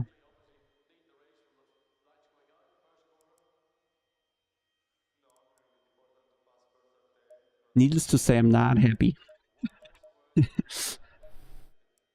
Like, not at all. Tires at 7 might be the lucky one. Yeah. I don't 30 know. seconds. I don't know. Oh, all our bets are on Jardier now, by the way, so... 20 seconds. Not sure that's a situation I like. 10 seconds. Okay. We didn't practice pit entry, so this is going to be fun too. And we didn't practice parking the car in the pit, so this is going to be fun too. This will be... Yeah. This will be very interesting. I also think my pressures are wrong. Low tire pressure, stay away from curbs. So all we have to get right is the traffic and we'll be perfectly fine. Hey Freddy, the bottles are... I posted a link at the beginning of the stream. The... Well, Lille Brewery from Kiel has just sent me beer. So we're showing it a little there, and we're gonna drink one later. Yeah, I think the fuel amount is right. Oh yeah, sorry guys. It's this button, is it? No? Then it's this button. That's a good one.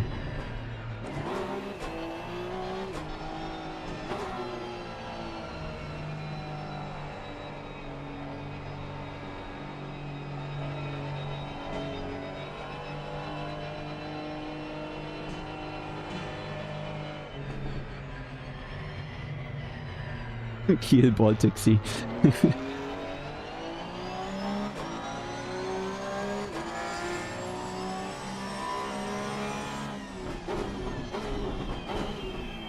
And probably the others also have more optimized brake ducts, which we don't have. Yeah, I mean, I signed up to have fun, so now I force myself.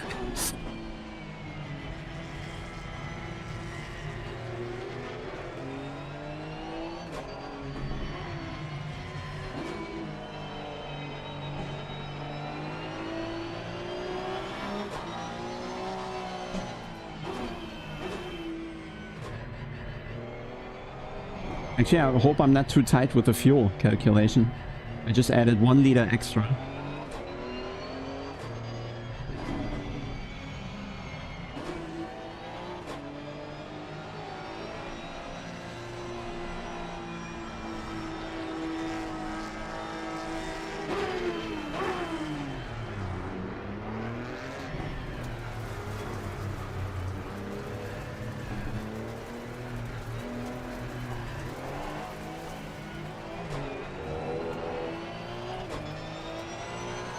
One-tenth of damage.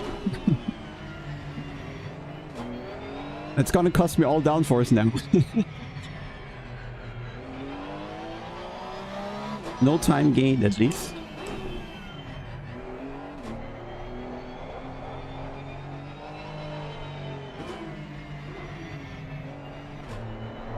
I think double file is coming up.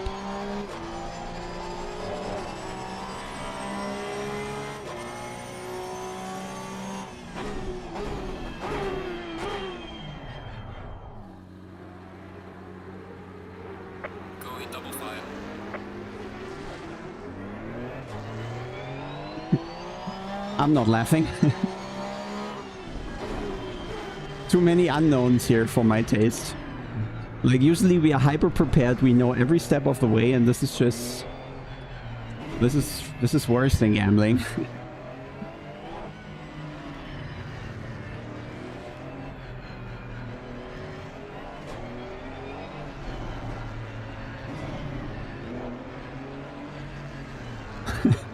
Oh boy. Bye bye, Elo.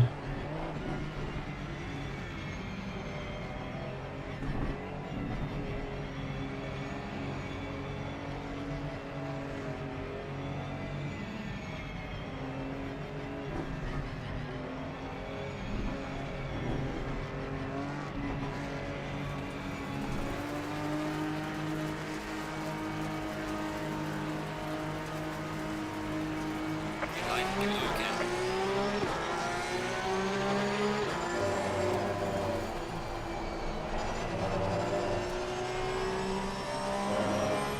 FPS are insanely low.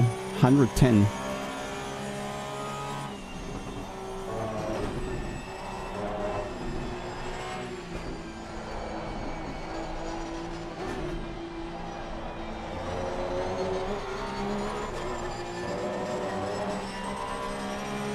Okay, we live. Now we wait for traffic.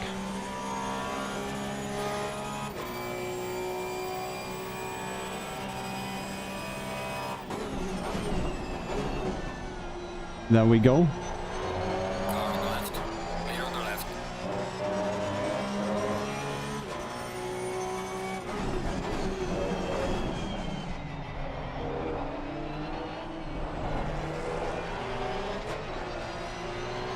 The pit is now open.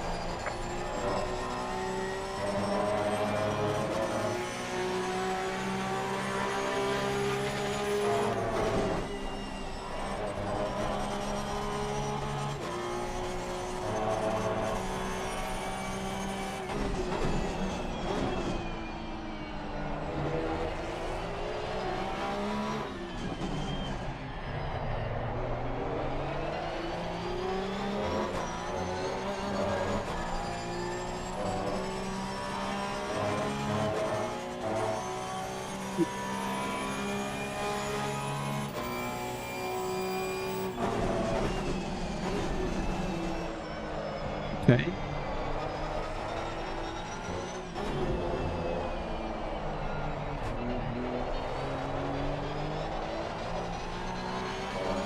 Let's just hope everybody else is way lighter.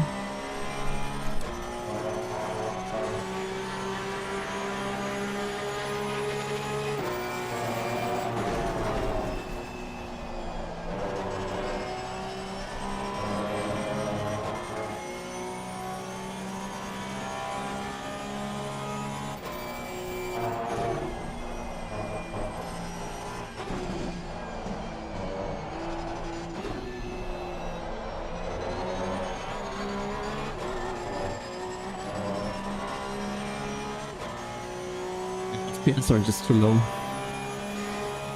Damn it. Anyway, nothing we can do now.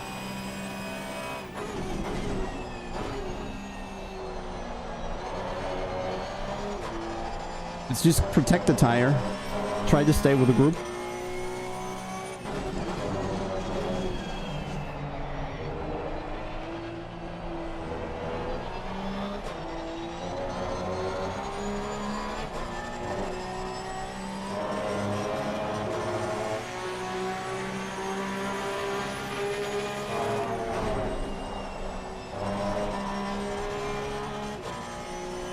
In the fast turns, they're somehow way faster. But that can't be just the fuel.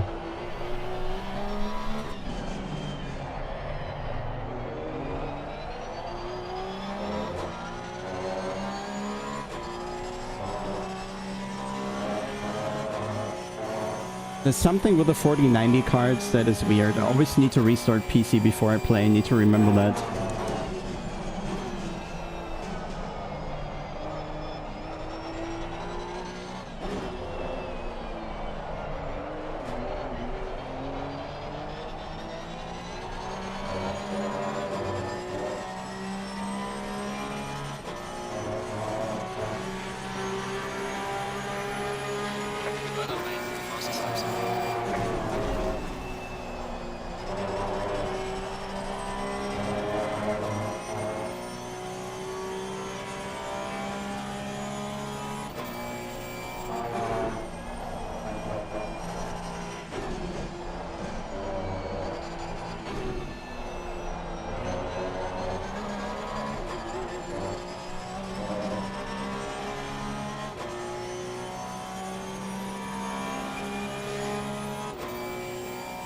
Are they fighting? That's good.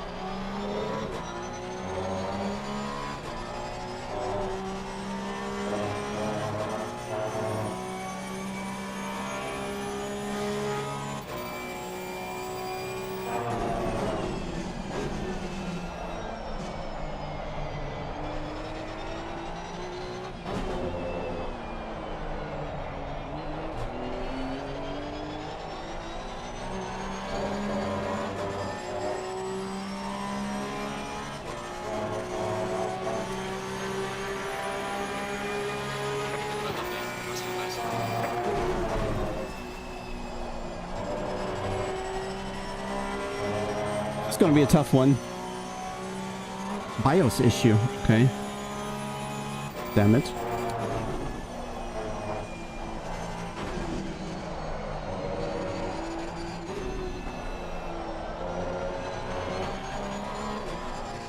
It's crazy. My FPS jumped from 150 to 100. The frame time is as high as 20 milliseconds, so it's actually...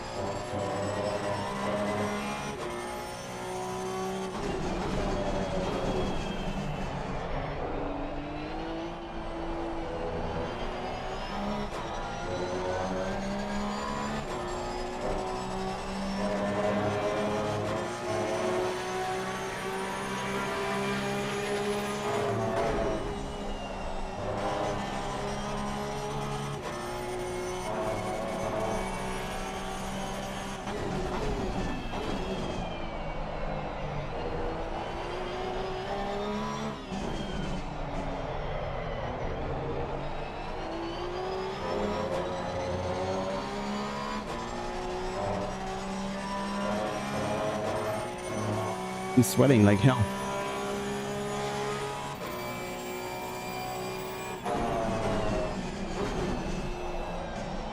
He also.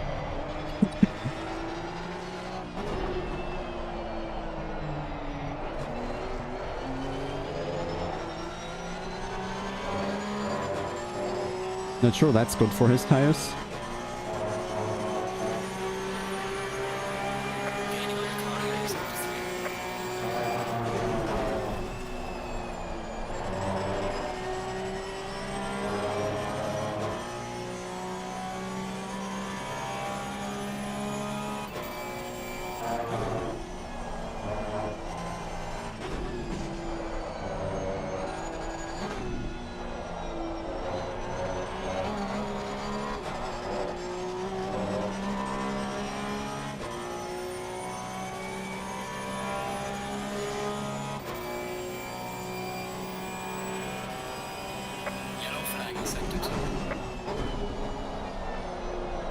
He's gonna start to hold us up. And they're fighting even harder. Nice. Very good. Very good.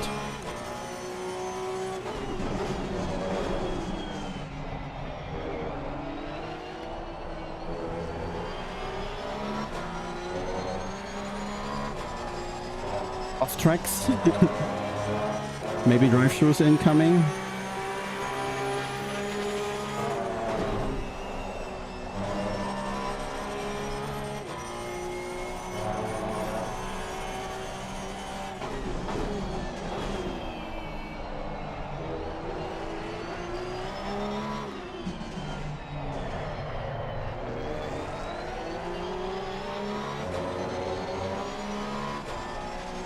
In second half in the race will be same fuel amount, just with a much worse tire set.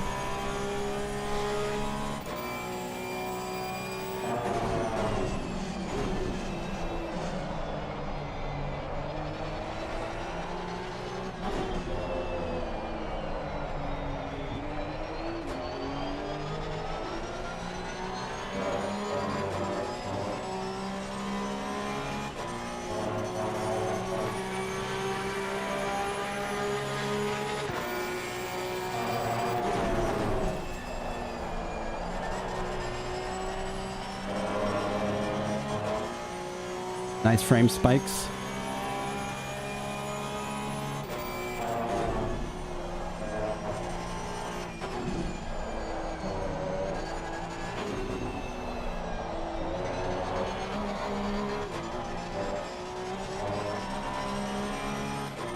Zardia leading, okay. But it seems the others are quicker.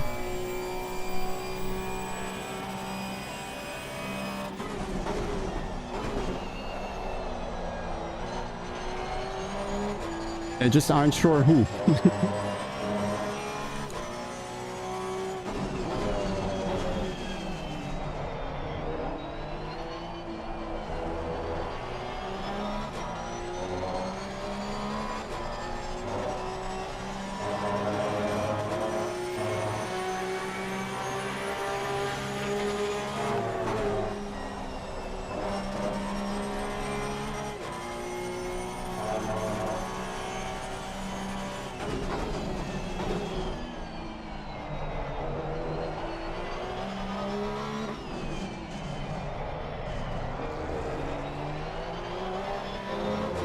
I feel like my car is vibrating forward and backward with those frames.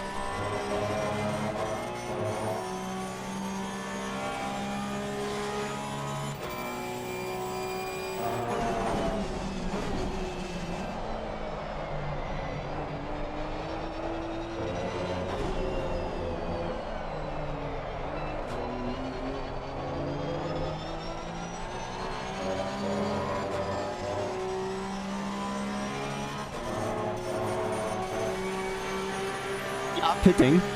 We need to.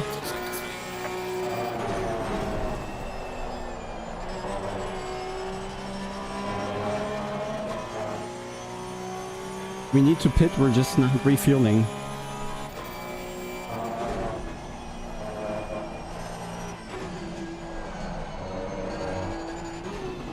This is perfect for us.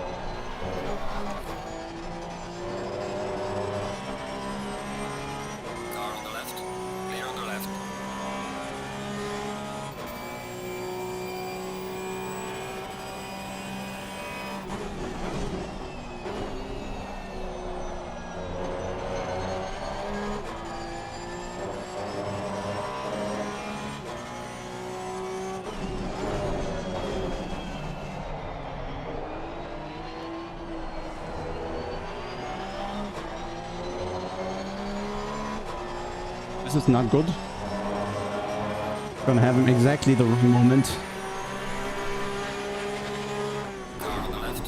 Just about okay.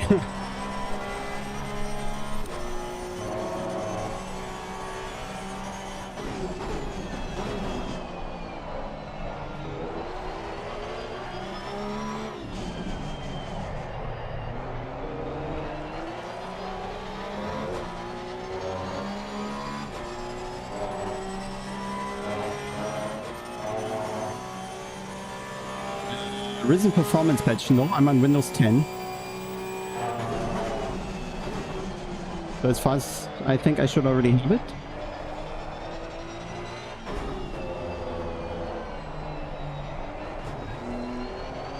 Because it existed for Windows 10 before? Something like that. I didn't change anything. I think it's just PC needs a restart from time to time. Just gotta remember that before streaming.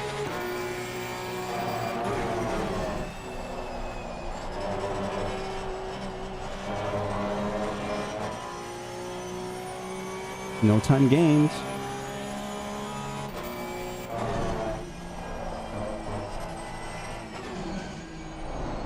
Car on the left. Clear on the left. Boy. That scares me.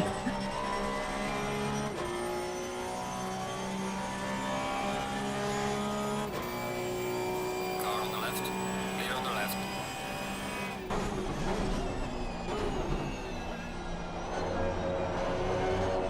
Car on the left. Clear on the left.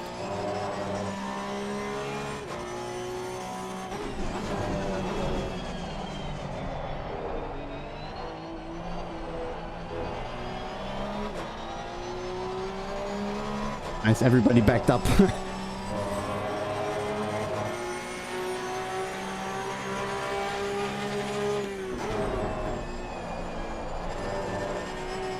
on the left. Clear on the left. Car on the right. Clear on the right.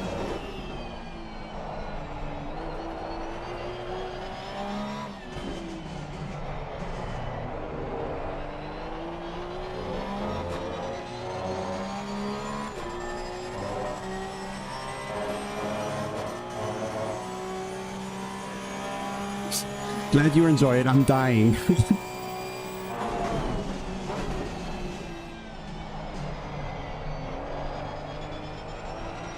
Car on the right. Clear on the right.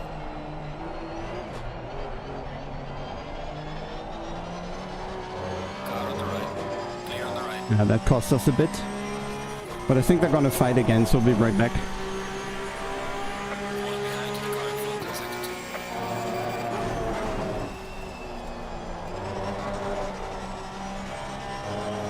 Also, it's pretty difficult to judge the rotation with the jumping FPS.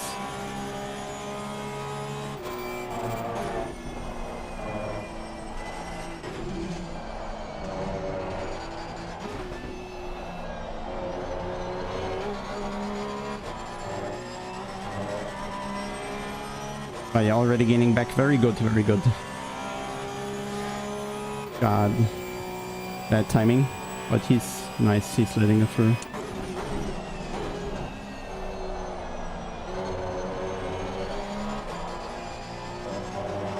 Car on the right. Clear on the right.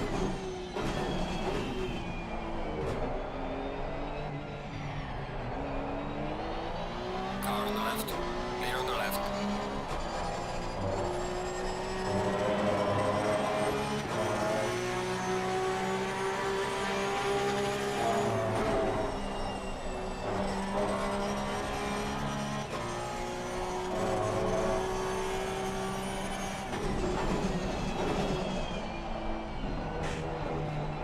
Car on the right. Clear on the right.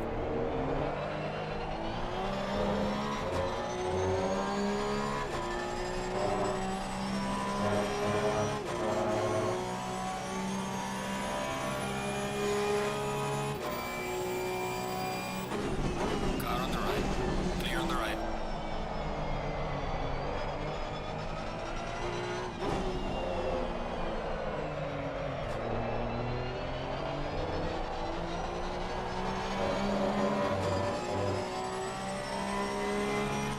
Car on Busy the with the right. indicators, that BMW. Car on the left. Clear on the left.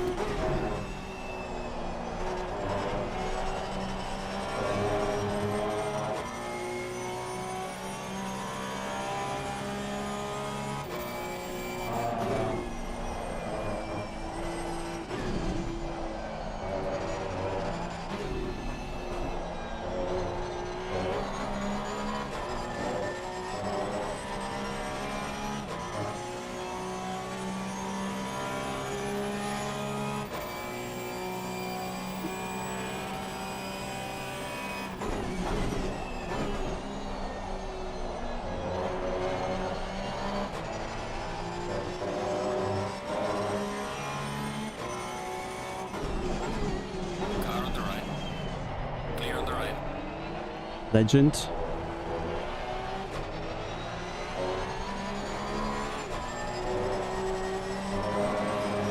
Come on, pick it up, Mr. Schmitz.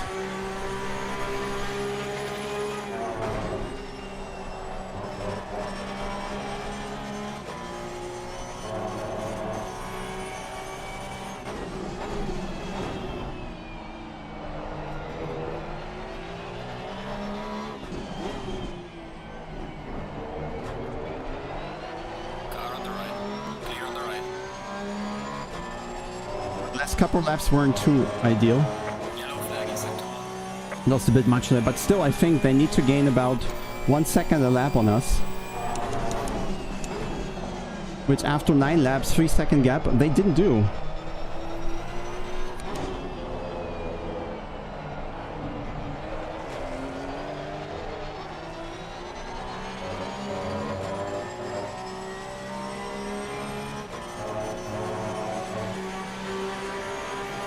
Gaining on the car head in sector 2.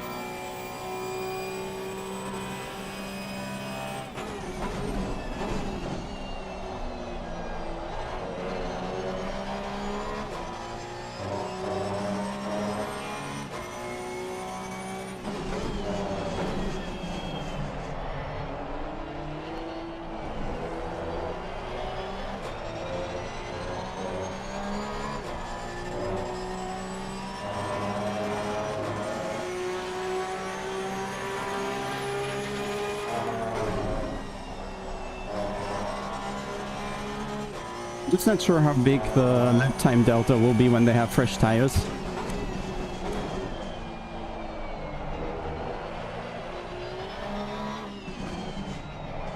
Easily gonna be 1 second. Maybe 1.5 later on in the race.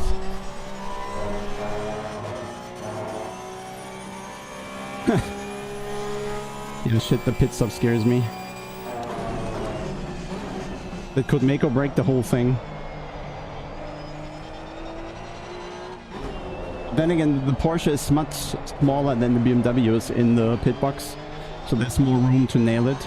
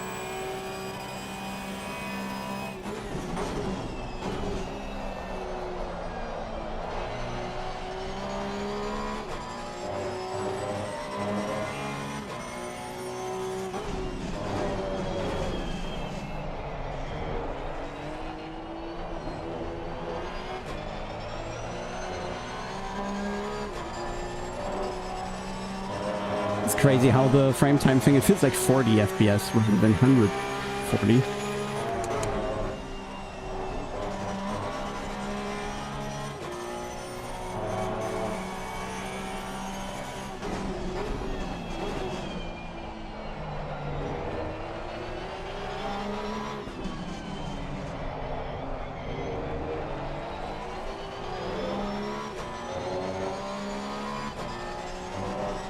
Oh, it's going to be really interesting.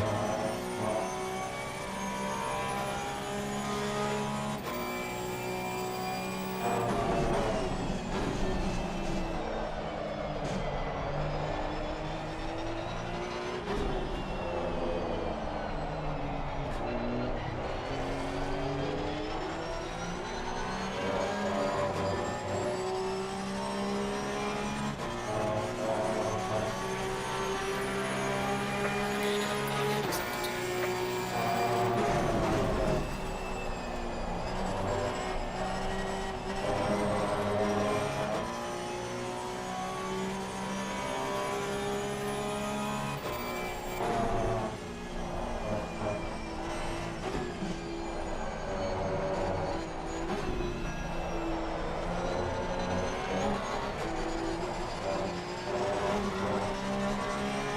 Hey, do you want to maybe pit?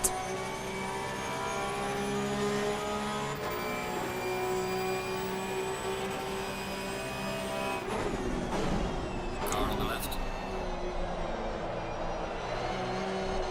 Clear on the left.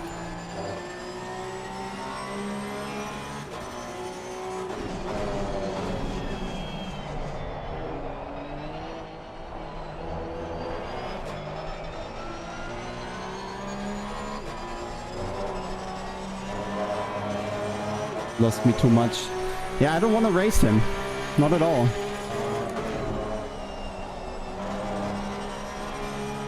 Costing more than we gained with that.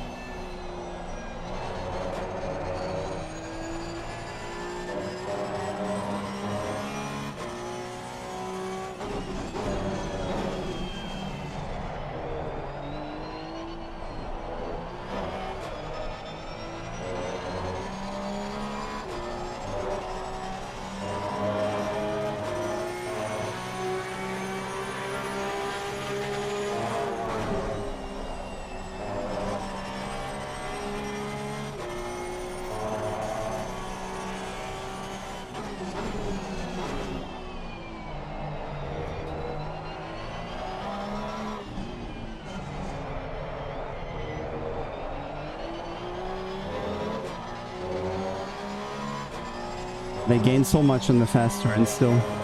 I don't know. Seems like half a second just in the S's there. Even though they had to pass the BMW.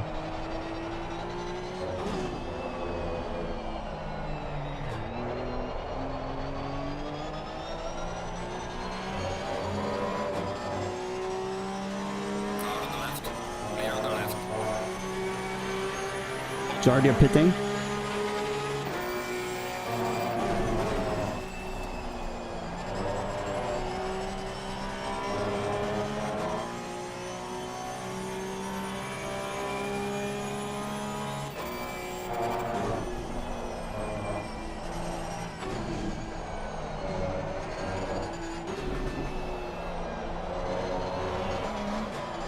It's so shit to judge my speed.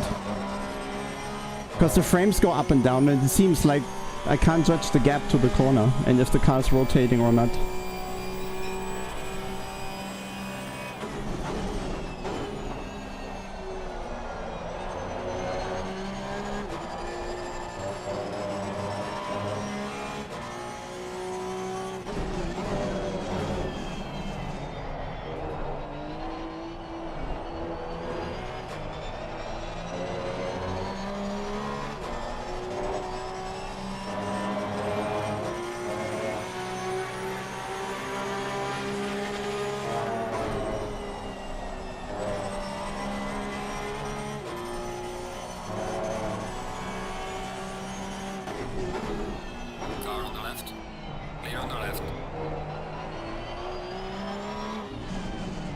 Especially here, I have no clue what speed I'm carrying.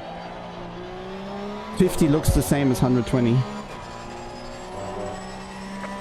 halfway mark. Keep pushing.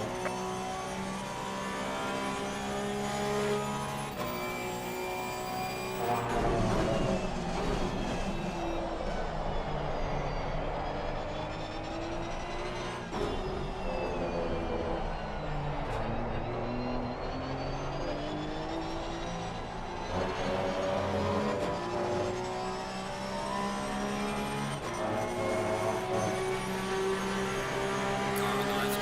Clear on the left.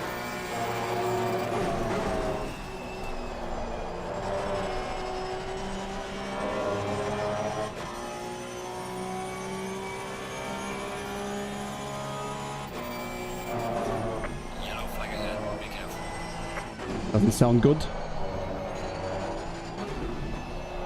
There's a slow car up ahead.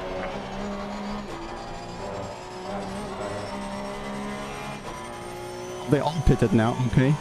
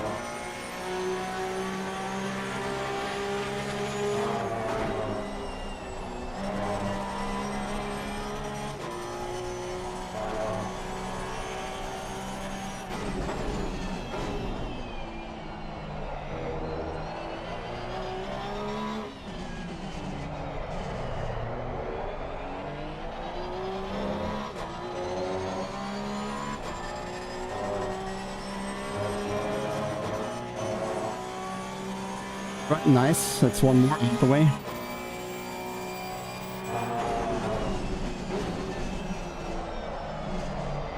He wasn't a problem, but he won't be as well. Yellow flag. Be careful.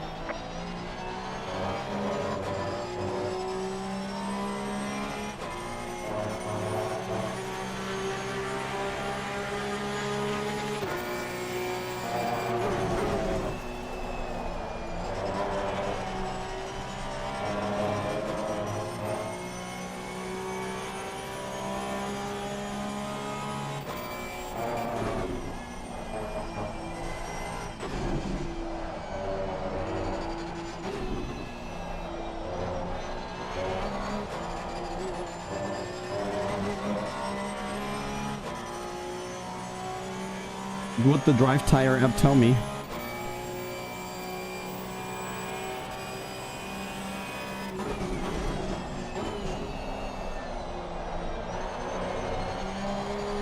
I have all information I need.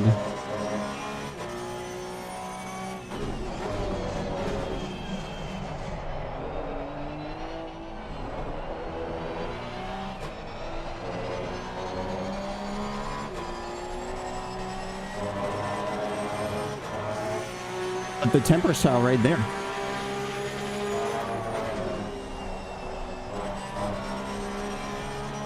And also, while driving, I can't change the temperature, so it's useless information.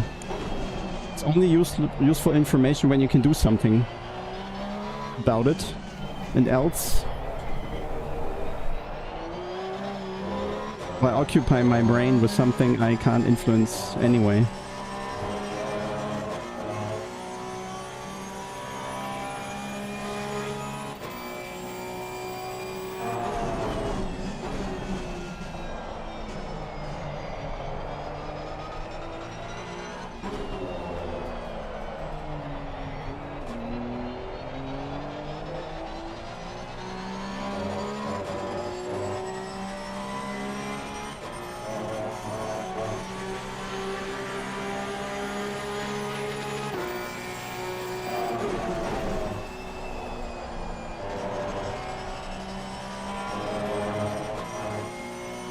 Yeah, gotcha.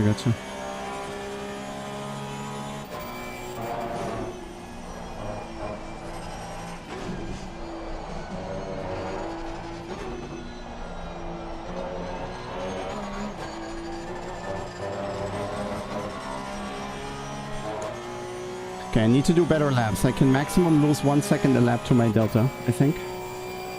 More is risky.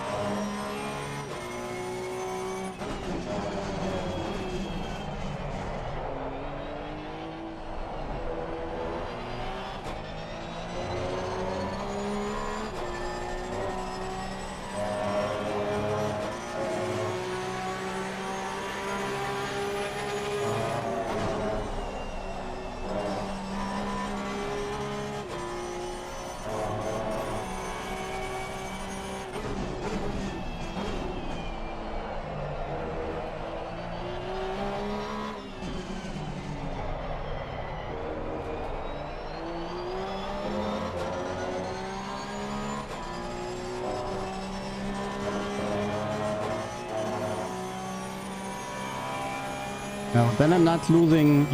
Good.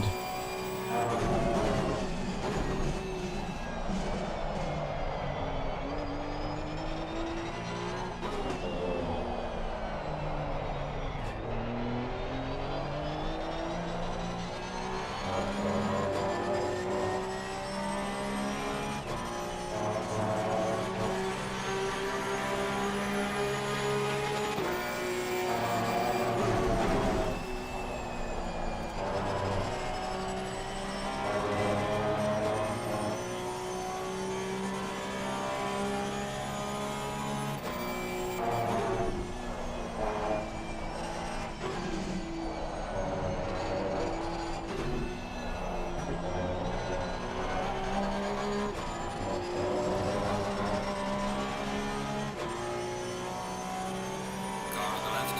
Rear on the left. And also they have a lot more traffic.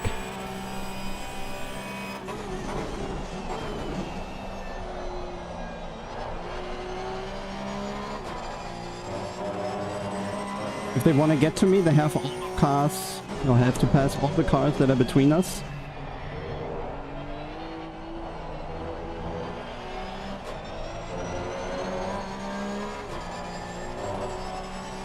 And the longer I stay ahead here, I should have less traffic in comparison, only for the last lap. I mean, I'm gonna pit like, what, 2 laps to go or something.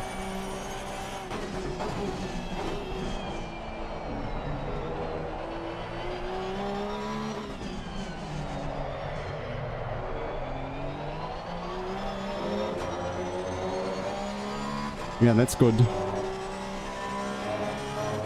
This is not fast enough.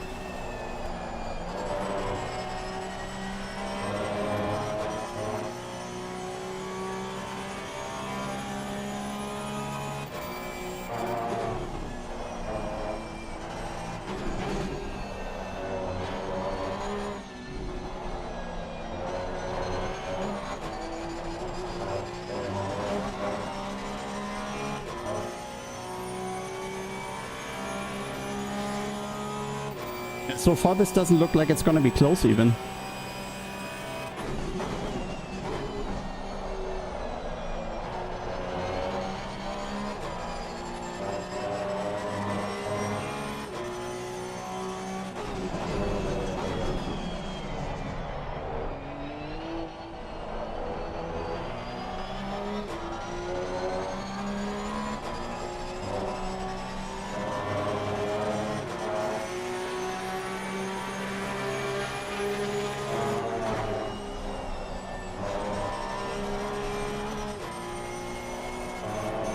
The strategy is from Kylo.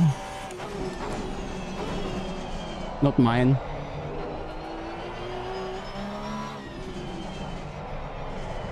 God, the game is so laggy for me.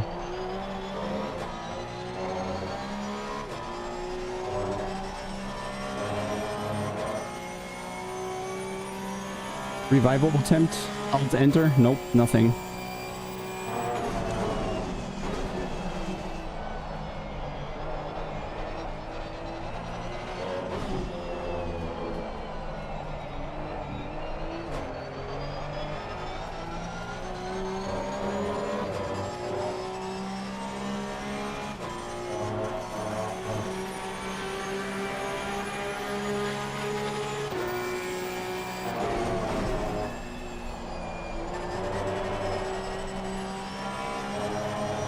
They're a second quicker, but that's still not enough, I think.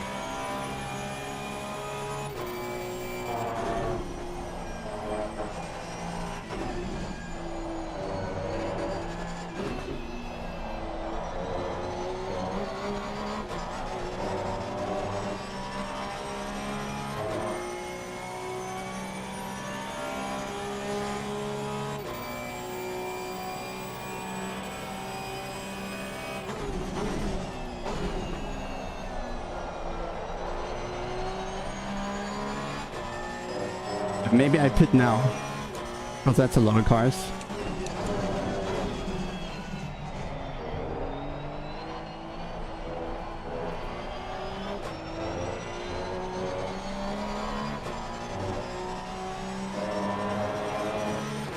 Car on the left. Clear on the left.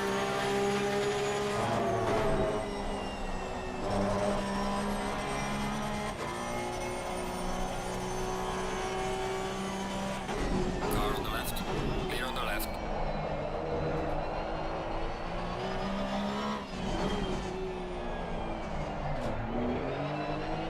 Car on the right. Clear on the right.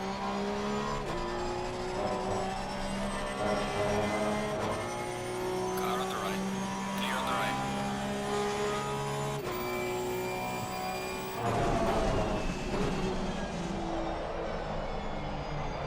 Have him on the straight.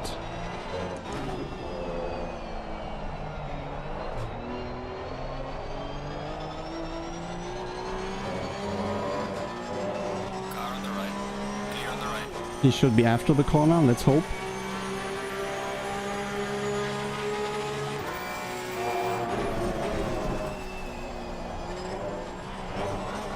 Nice. Car on the right.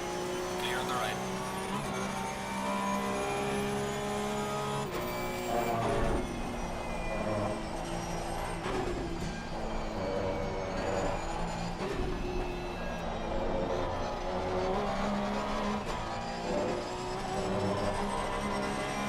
Car on the right. Clear on the right. Sign missing. Yeah, okay. I think there's a line somewhere I can use. I also don't think I need to risk anything.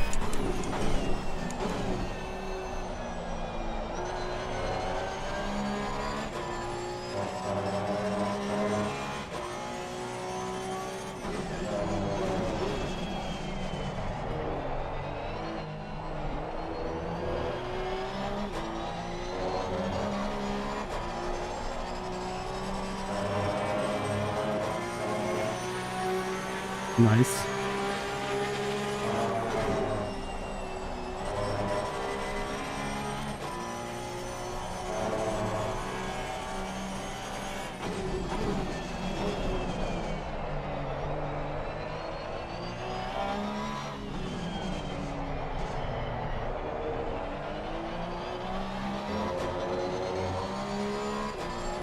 You. Car on the right.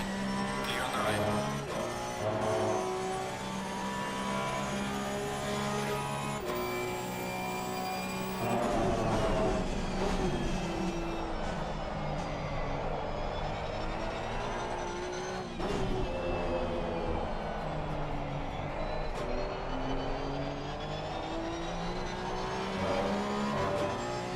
Car on the left.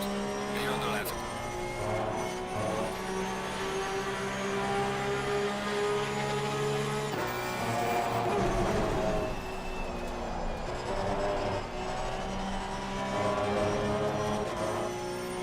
Kurz vorm Streckenposten, okay. Hat's gereicht.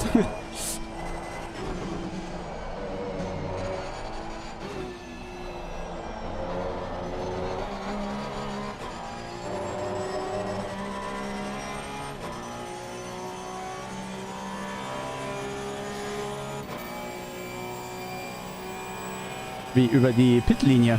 Das ist ein bisschen schnell.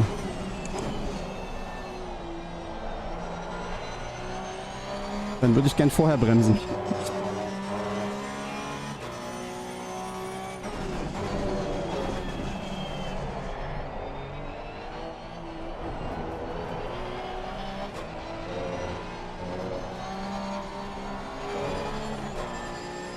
Car on the left.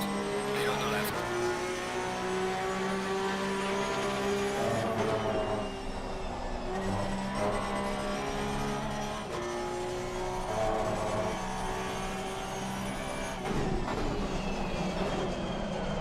Okay, didn't work.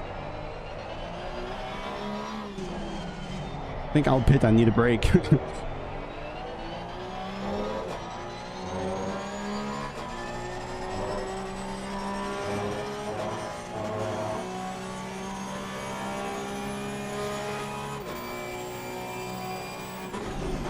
on the right. Clear on the right.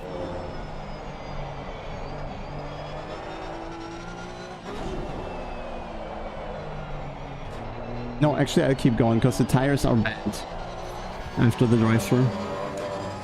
Now it looks more clear again ahead of me. Just one BMW, then one Porsche.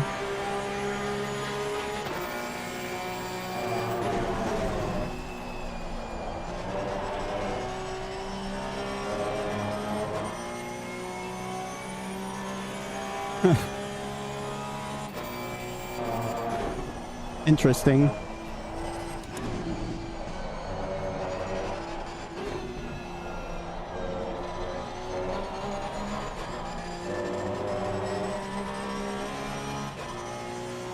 We shall see if he's right.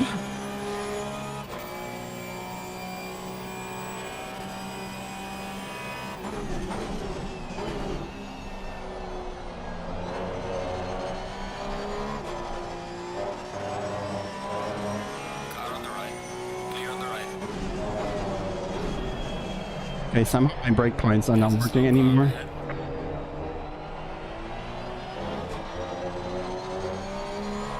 That's too much time lost now, that's not good. Car on the left. Clear on the left.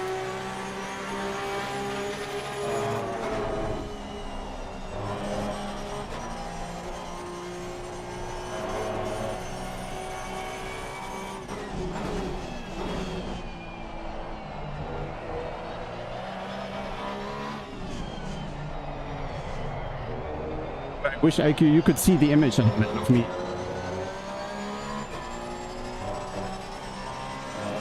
This is so stuttery.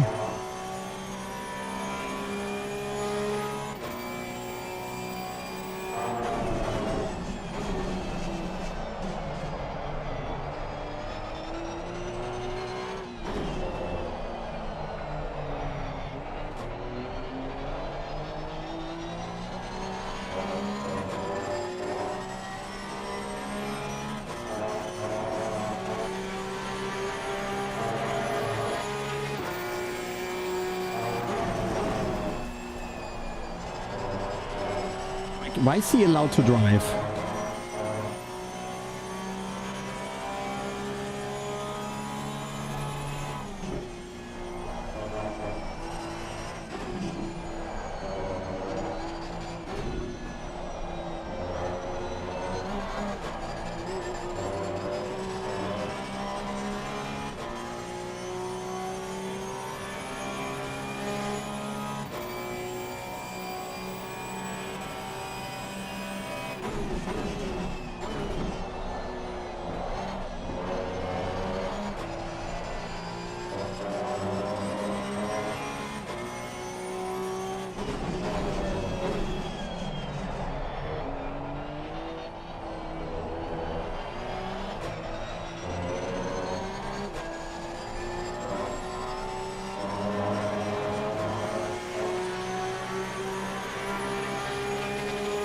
Car on the left.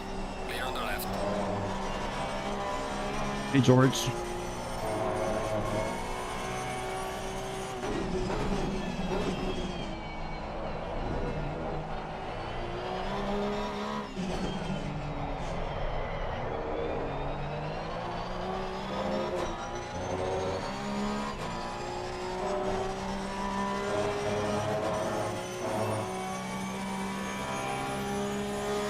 Oh, that's good.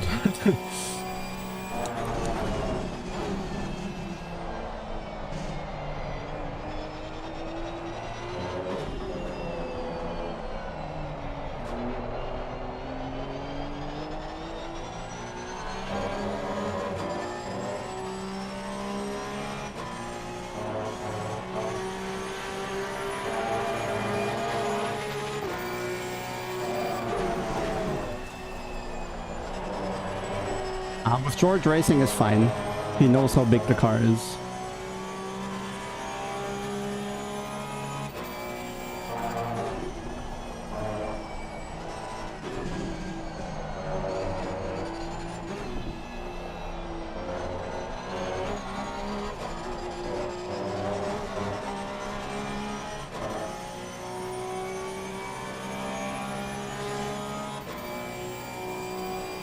Car on the left. Clear on the left.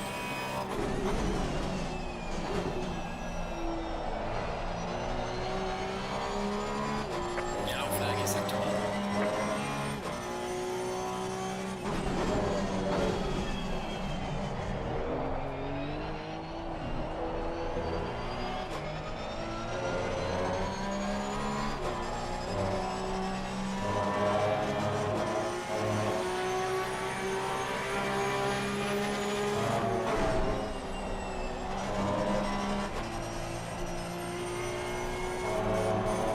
Looking good.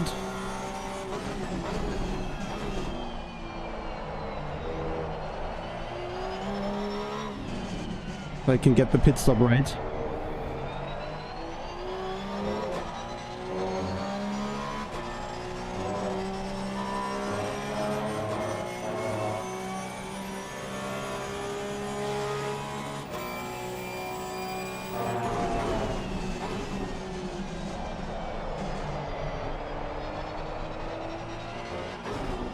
Let's try then.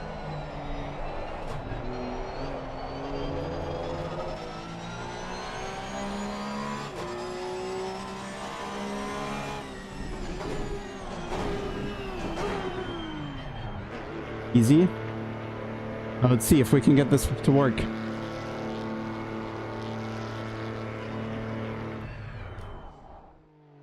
This should be fine, come on.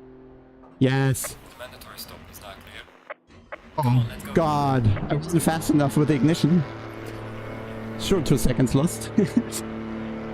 But they don't know what's coming. Check Jardia's stream, he's gonna realize anytime soon now.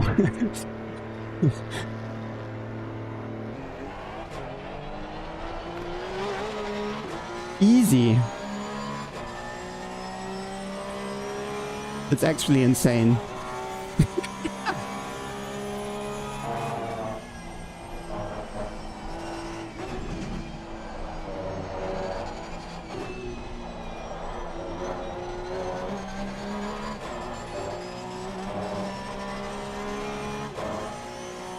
I don't know, more than 15, 16 seconds. 3 laps to go.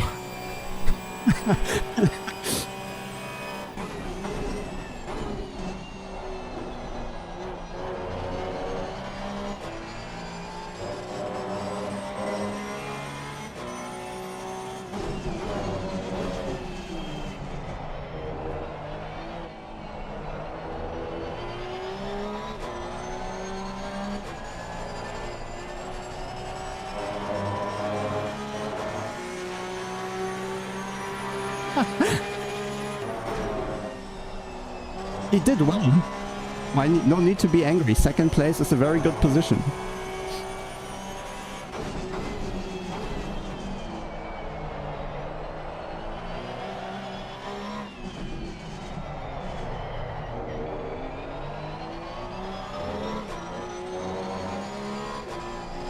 Car on the left. Clear on the left.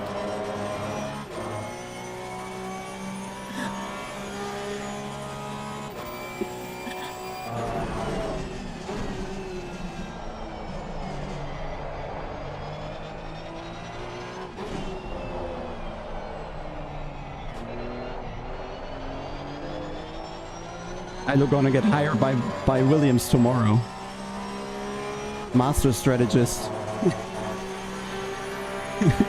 It's just Kylo, it's not me. I had no clue. About anything. I don't have a setup, I don't have a strategy. I don't know how to drive. I would have found the damage out of somewhere else, but this way I could control it, yeah.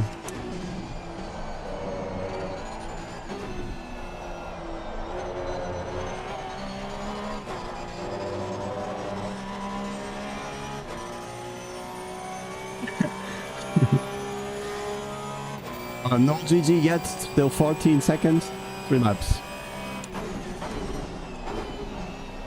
And the wild Porsche behind.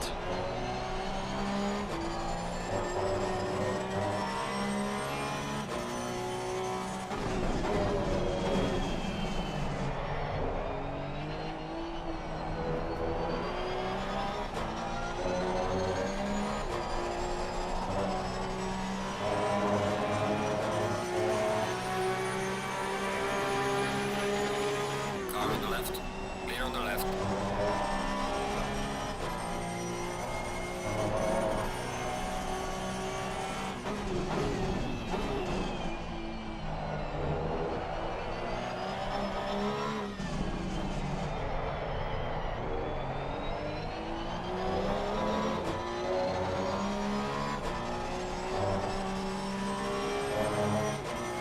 Car on the right. Clear on the right. That's only gonna be once though. Kylo needs to cook something for the next one.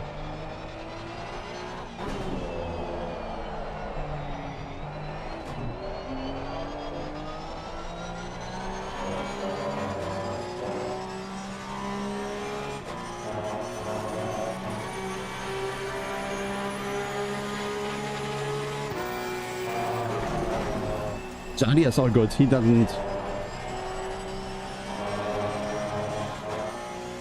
care if he wins or not. That's all fine.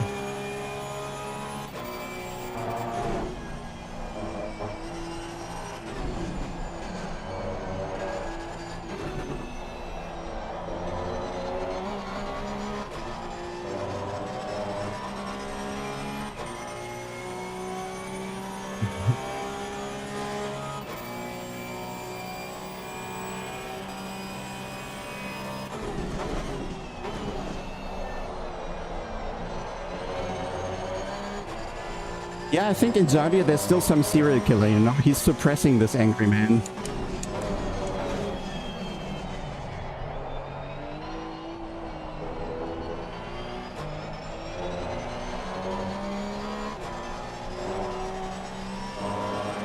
But you have to say that the key was also that our pace didn't drop that much, despite new fuel and despite the tire wear. We're just not slow enough.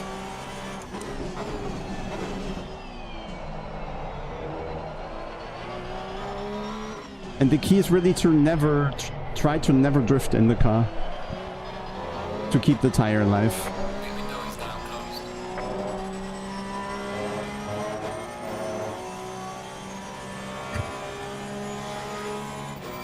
Yeah, no further contact and the intentional one on the formation lap.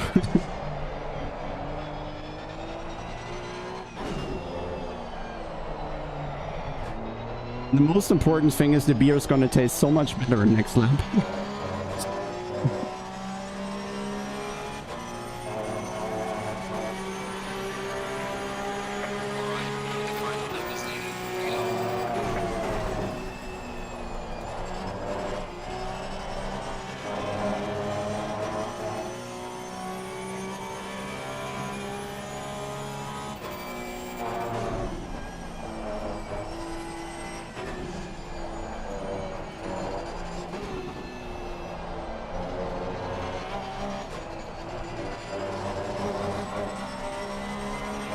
I feel like Mark Marquez.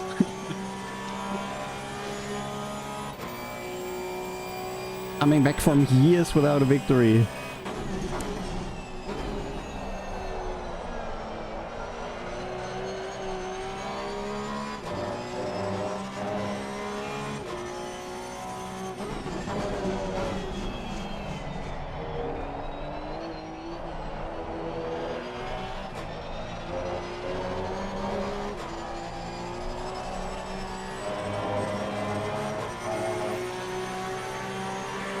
No, it's not done yet. He's gonna try on Zardia for sure. Just 3/10 between them.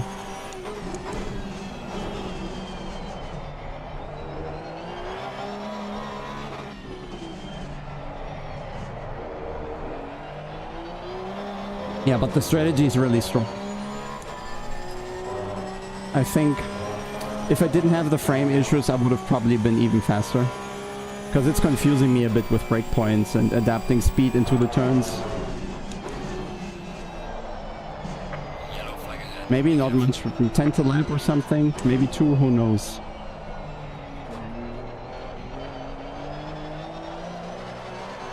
Slow car ahead.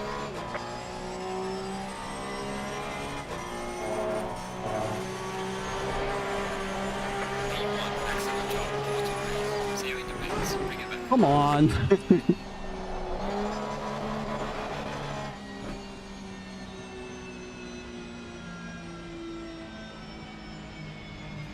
No, Zardia stayed second, he kept it.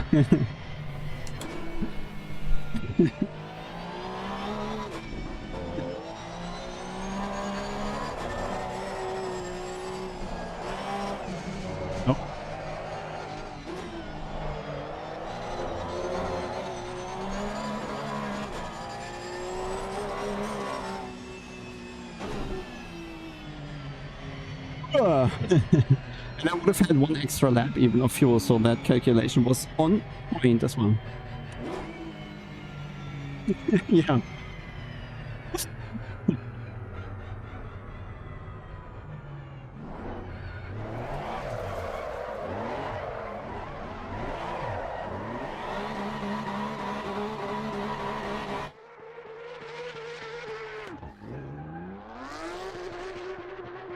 The camera is causing nausea.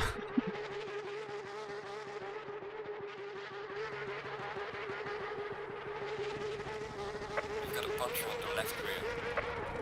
I take it.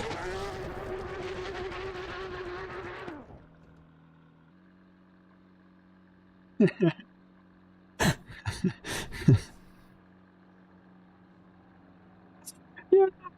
Yeah.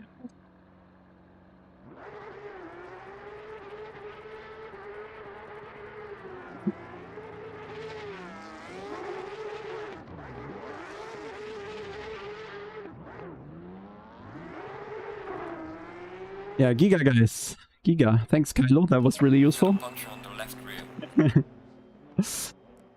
12 seconds in the end. Make that 15, okay? I think that's what I could have just gone faster on my own. But man, the frame woes are pissing me off a little. I don't know, maybe it's a card issue for some reason. Maybe it's a setting issue. If anybody knows anything, just let me know.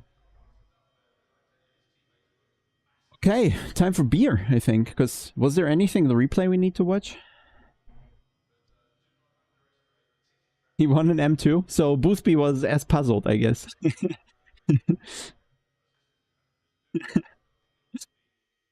Oh, lovely. Lovely, lovely, lovely.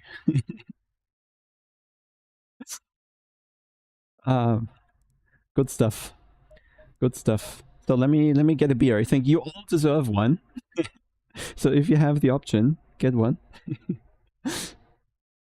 Yeah, maybe lap 1. Yeah, you're right. Let me get the beer and then we'll review.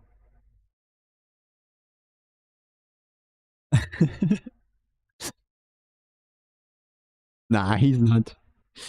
He'll have learned for the future. Pretty well, I guess.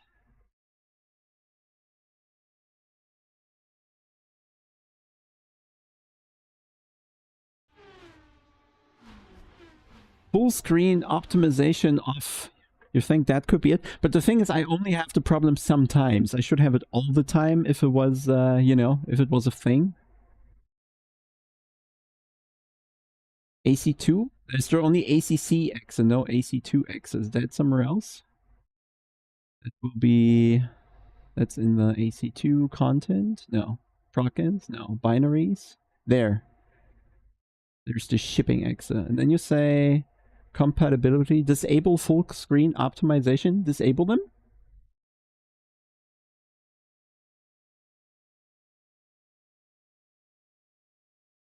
I'll try this, but it's Windows 10. Interesting. Disable full screen optimization. That's the checkbox I have to do, yeah? I guess you're my man. Give me your address so I can hunt you down if this causes a game crash in the future. No, let me get a beer.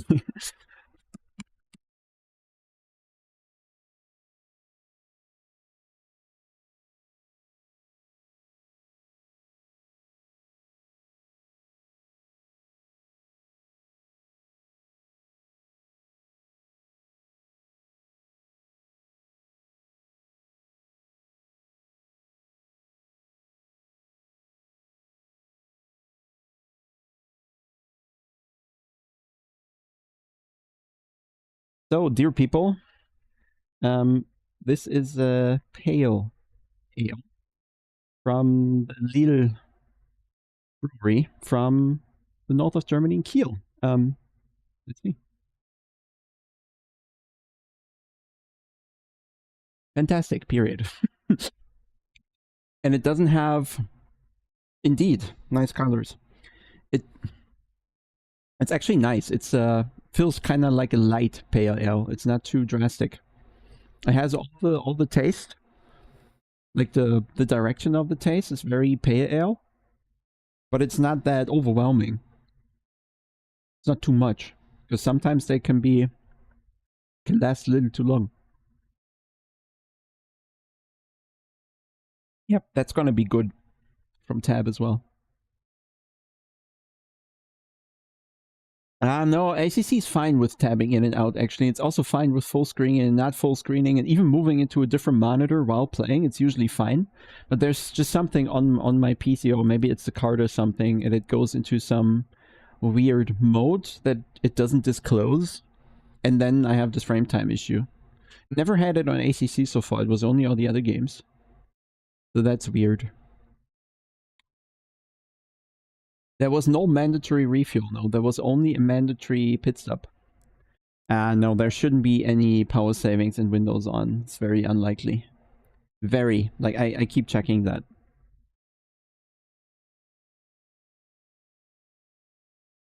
No. Change advanced power settings. There's...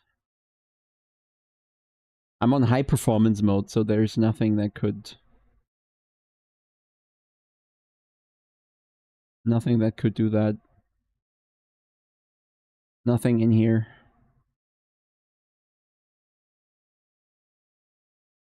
Yeah, I know it's a typical one, but it's so typical that I'm usually aware.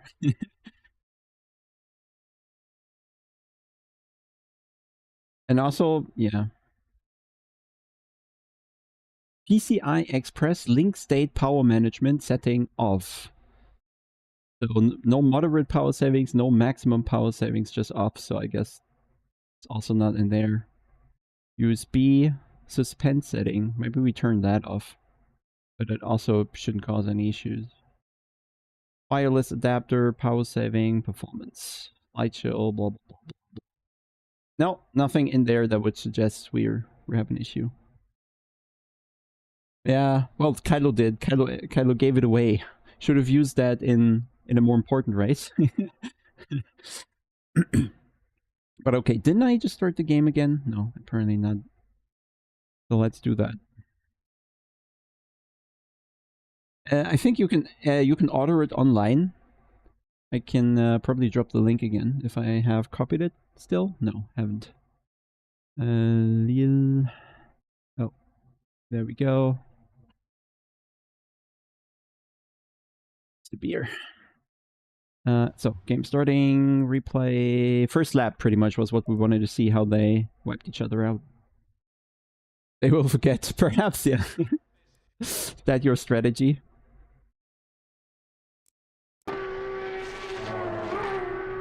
Oh, the sound.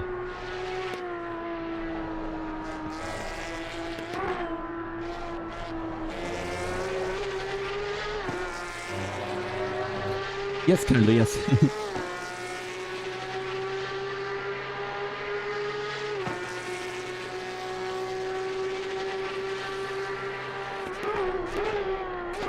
Oh boy.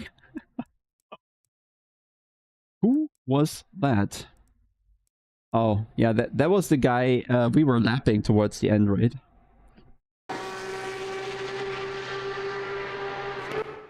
Well, that's a dive bomb and a half. The clothing speed in this. 180. 150. Almost 30 kilometer speed difference. That's what I mean. ACC is not sensitive. Speed differences are just large. 174. 159. Okay, but I think he already slows down from the impact. Does he? And he speeds up from the contact. Yeah, he was slower. Oh boy. And it's just, I think it's that the car jumps that makes it worse. Well, good for us, I guess. Look how I predicted their directions of dying.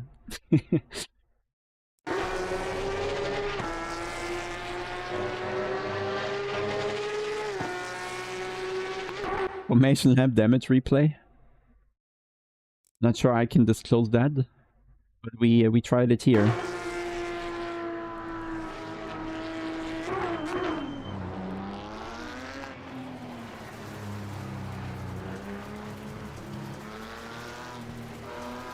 This one was it. Was 1.6 tenths. It was actually, the damage was so little I screwed up turning the ignition back on.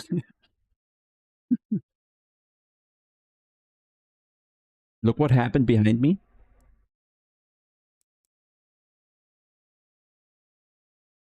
Oh, I can't look backwards for some reason. Why not?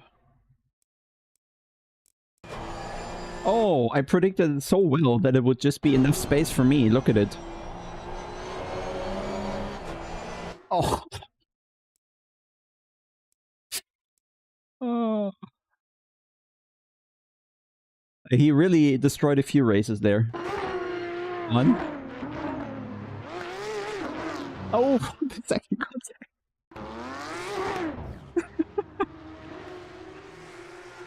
I think that's a ban or something.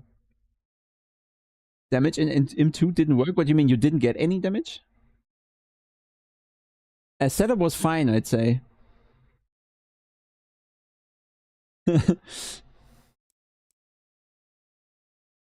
Oh, he got wiped out. Look at it. I'm so sorry. I shouldn't laugh at this because it's gonna hit me the next time. Oh, he felt so confident when he turned to the outside. Look, it's all good in his life here. Oh no. That's a good amount of damage. Was there more issues? Oh, wrong direction. Sorry. Did anybody else crash? No, the same group stayed ahead of us the entire time, right? So nothing happened here.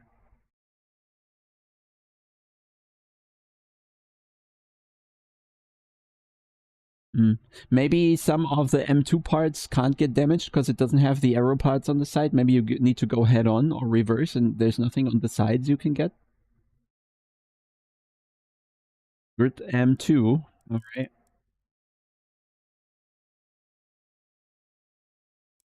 But they hardly started here. Well, lead car is not having any issues apparently. Go a few cars back and see. Looks all clean.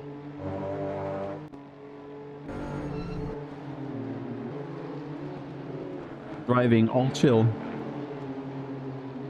I think that's what you get in the M2. It doesn't really matter, so they all chill. 1 second, that's exaggerating it way too much. And yes, beer's nice. By the way, now after restarting the game, it's, at least in the replay, it's 150 FPS flat, no issues, completely smooth image. Thanks, I guess. Maybe that's already the full screen optimization off.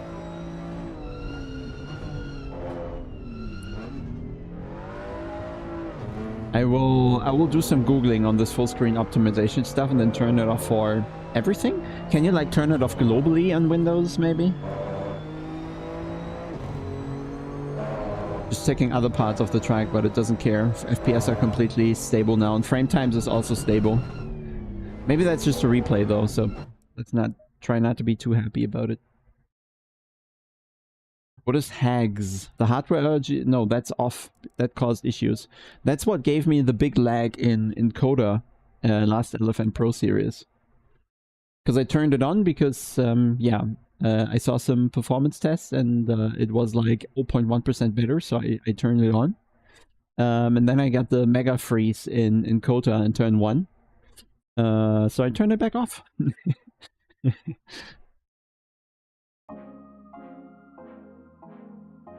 So I hope you guys are doing fine. I hope that was enjoyable, and I'm aiming to do more of that, I'd say. We need to bring back the viewers a little, but of course, first stream after a while is always difficult.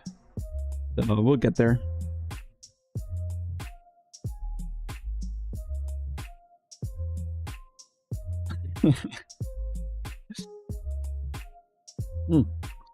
I'll try to do more of kind of more content stuff. Not just always the esports stuff, because... Oh, that's actually, that's the more insane stat. Yes, we got 47 elo. But congratulations, you got no DNF in 50 consecutive races. I don't know if I'm alone with that in LFM.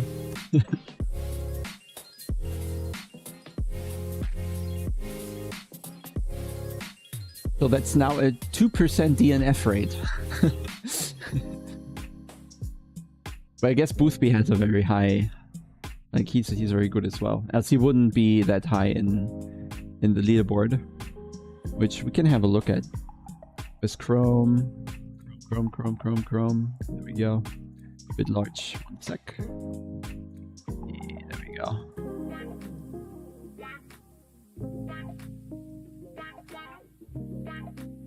Well, GT3 Merc data pack is gonna be tricky because now we're doing the Audi right now. I will, Luke, I will. And so we are... Yeah, I mean... is it not yet? I don't think it's in my points yet. Is that the race? Oh yeah, Boothby is clear. 1,200 points still. 80 without DNF. Yeah, Audi's interesting because on some tracks you can really make it work. On some other tracks it's more difficult.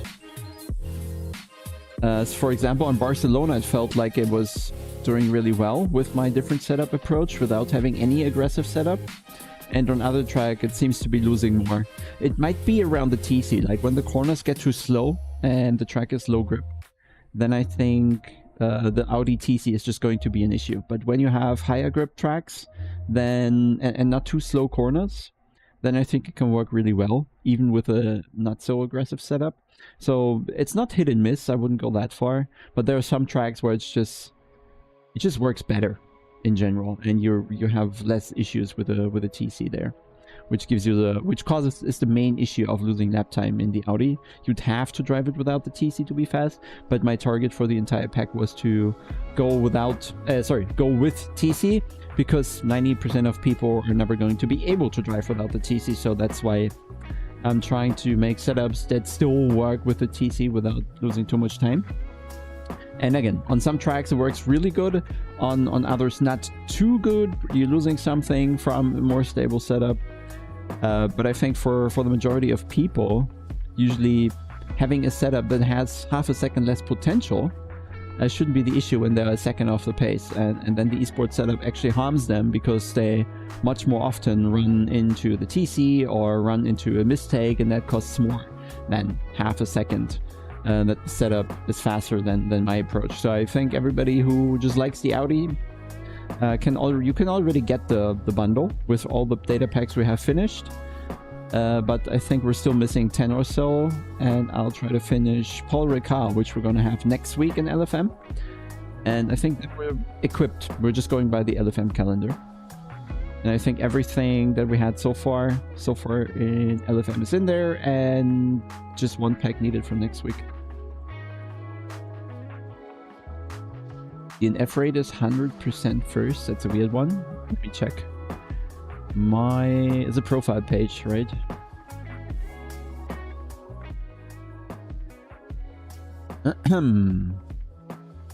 So, where's the DNF 3? I have 3 DNFs and 147 ranked starts. What does that mean? 138 ranked, 3 DNFs. And I think they're long ago. These hurt here. This was probably a DNF. This was the last one, costing 300 elo. Would easily be further up. And that also cost the loss of 200 here in a matter of races. But other than that, there's like once, twice, 3 times, maybe 4, 5 times. I lost elo 5 times.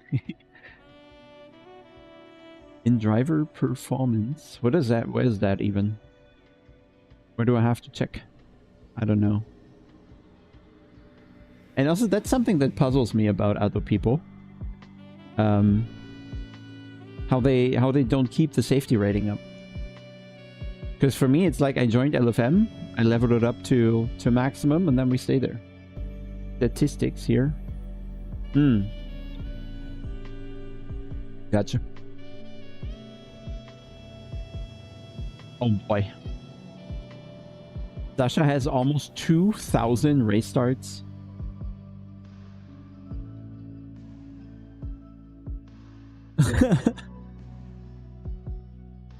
$2,000 race starts. It's insane.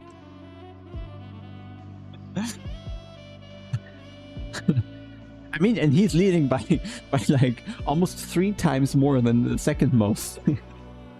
And 4 times, third most. I don't know, here's some other people. So, oh no, Luke Ellison also has a felt. So it's not sorting by race starts, it's sorting by, what's it sorting by? Wins. Oh, wins, okay.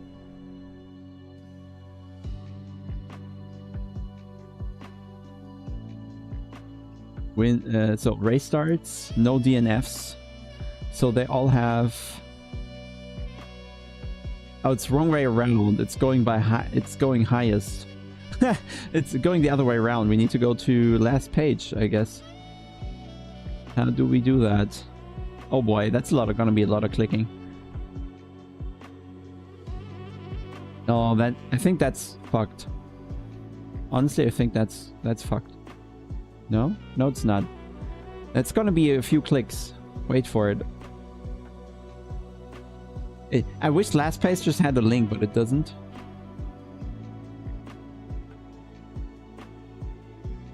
I have patience, mate. We are 25% there.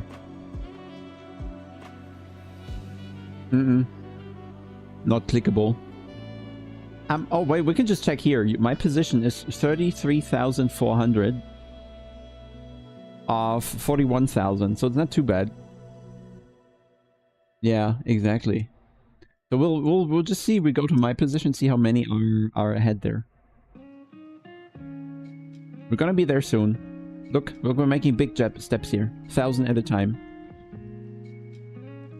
Probably the LFM server is dying somewhere. 33,400 is where we want to be. We're almost there. 2,700 races. That's mad. There we go. So DNF rate is 2%. And so what are we actually comparing? So he's great. So this is a lot of starts, and he kept that rate. And now let's see if there are people with equal amounts of races after me. Oh yeah, that's also great here. Even better. With 600 starts. So there are some that have really good stats here. In fact, with a lot of races. Yeah. Okay.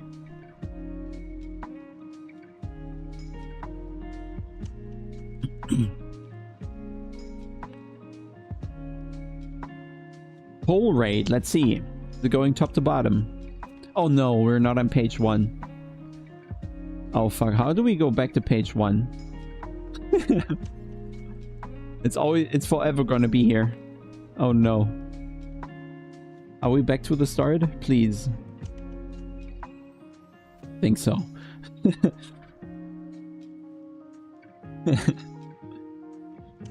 Wins, really good, really good. I'm predicting 300. That's appalling. So we're not looking at win rate. Win rate says nothing, guys. Ignore win rate. Completely useless stat. Pole rate. 533. That's also a completely useless stat. We're not looking at pole rate. Clean races.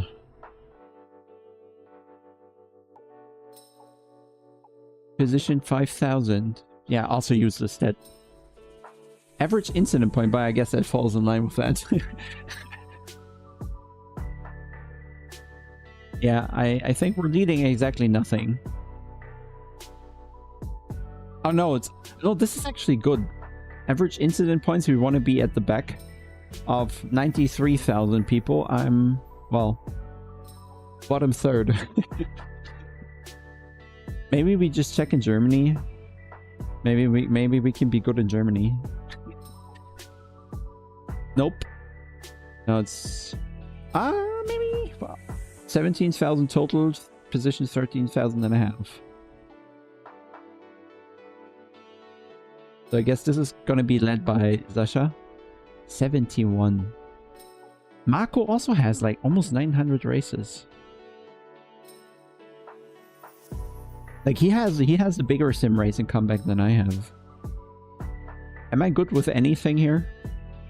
It can only be the rates, not the total numbers. 178. 3,000. 8,000. Nope. Nope, nope, nope. We're just average, guys. Unlucky. The only thing to go by is this. Okay, let me check quickly what the...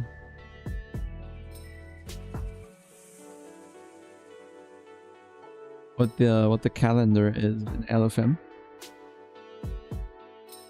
Most statistics, most active drivers, and then your position 0. What does that even mean? What are they rating? Laps? Oh, is it by laps? It's by kilometers. Okay. Your position 0. What does that mean? Did I not do any kilometers? Just the top 100. That's why. So I'm just checking because Kylo also made a nice calendar. So he made a calendar of all non-daily races for ACC.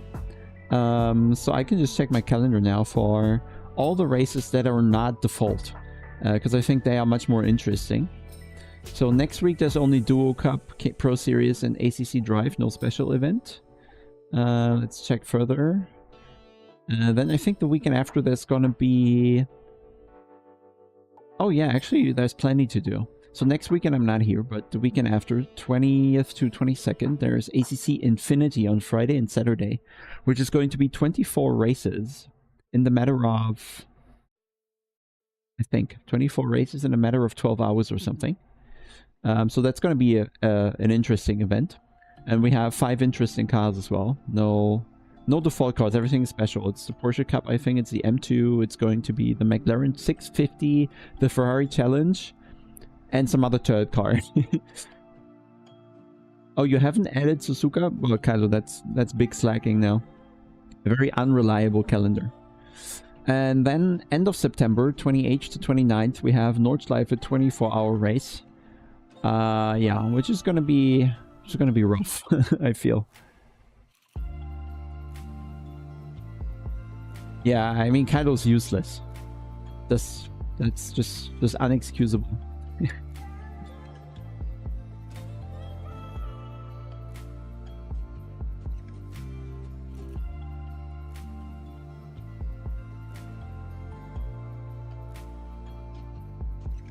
There's a weird...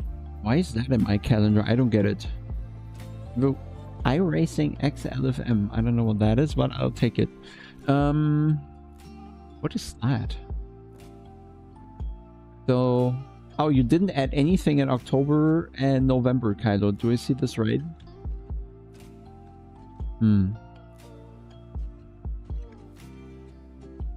Okay. So we'll see. We need more special events because I enjoy those more than the daily stuff. But yeah, I'll keep trying and doing the regular streams more. So my plan is Monday and Friday.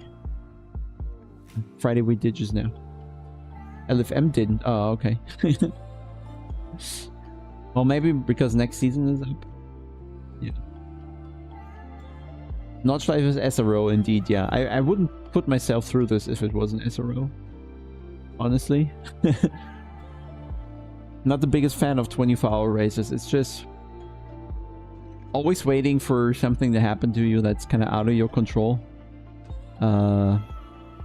And it's just so long and so wearing, and I don't know, it's just uncomfortable overall. And I feel the race is settled after 6 hours, and then just minor changes. So it would be completely fine to reduce the 24-hour race to a 6-hour race, and we'd have the same result more or less. Yeah.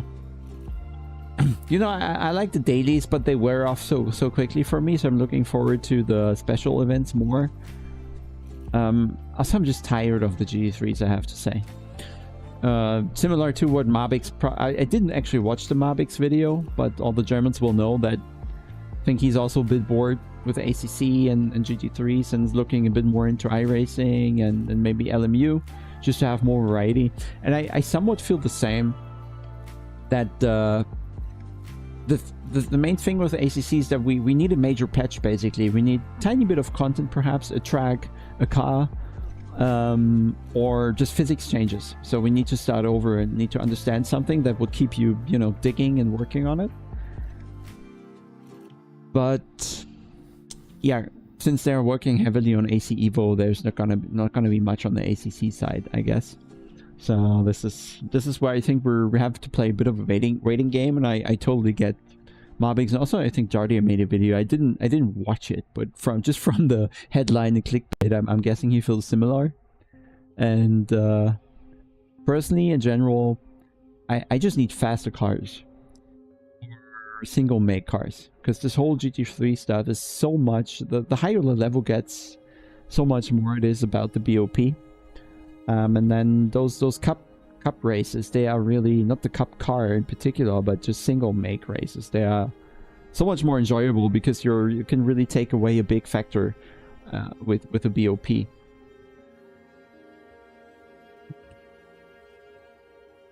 And I feel what I like just now is where a real strength of ACC is.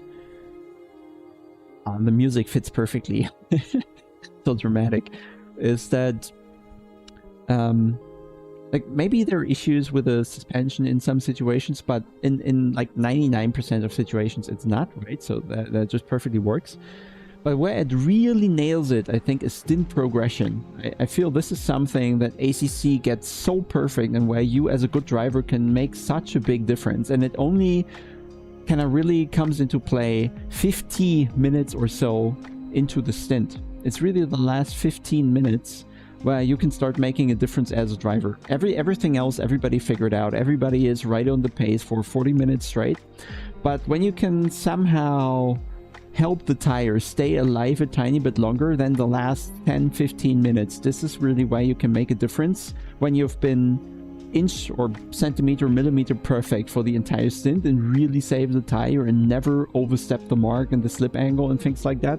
Then you can make a difference, and then you're gonna gain 3, 4, 5 seconds just in those last 5 to 10 laps.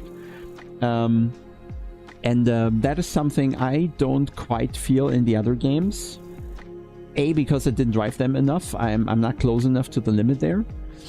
I think. So I don't quite feel it in LMU. The lap times for the in the race I did, they just seem to stay the same for the entire stint, and nothing really changed in car behavior. The balance didn't change.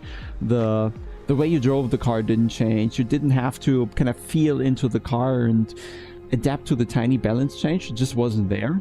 And also in iRacing, when we were doing the Daytona 24, which I did with the WRC guys, also I didn't feel any changes really to the car throughout the stint. And both races that I just mentioned were hypercars. Maybe just because they're prototype and the fuel tank's right in the middle and their balance doesn't change because they're too sensitive to that. But there was nothing to dig into through that race other than living through it and managing the energy on the LMU side. But in ACC, you're actually managing the tire actively. And I didn't feel that in any other game yet, really. Except, very important, Live for Speed 20 years ago, where we also did 24-hour races. And I remember a race on, I think it was Kyoto GP Long or something, the longest configuration we had, where the lap time was like 220 or something in the GT3, super long. And I remember that we had rear tire issues in that race. And I always, on purpose, pushed into the corner a bit more shallow to push the front a little more, use the front tire a little more, and save the rear tire over the race distance. And in ACC is really the only game where I feel this is an actual factor, where you try to manage the balance difference that comes from the different tire wear, and I don't have that in any other game.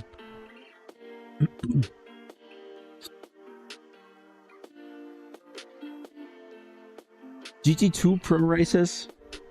GT2 is a weird class. I think the cars are too far apart, and they're also the ABS is not good. The TC, you don't really need your driving and TC off to be fast, so also the GT2s require you to be TC off, and then it only kind of works for 5-10% of the best people, and everybody else kind of not. I don't know.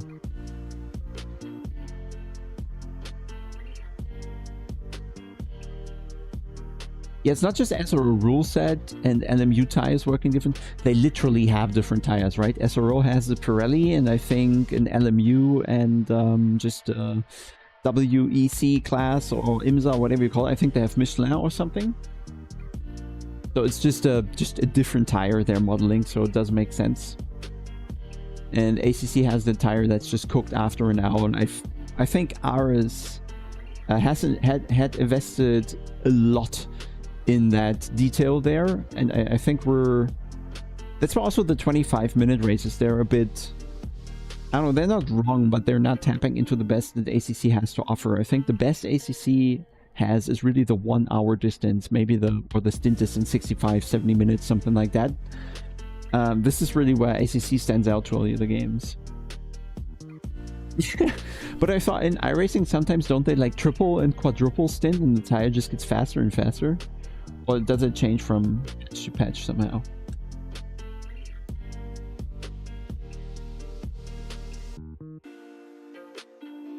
At least I remember times where they did that. And also, I think also in Live for Speed, we also had that the tire got a lot faster towards the end of the stint, because the surface area got smaller and smaller. And then the tire got colder, because usually it was too hot. And the tire got colder because it was less rubber, and the less rubber can't retain the temperature as much. So the tire got colder and you got faster. And also your gearbox got slightly better, because the tire was now thinner by just a tiny amount. But that raised your RPM in the car by ever so tiny margin. The car just was just flying.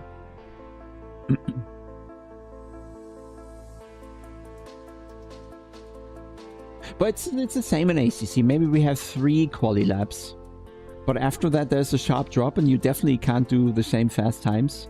Maybe it's already 3-4 tenths or something like that at the start of the stint after just those 3-4 laps. But I guess, yeah, IRL might be a bigger drop.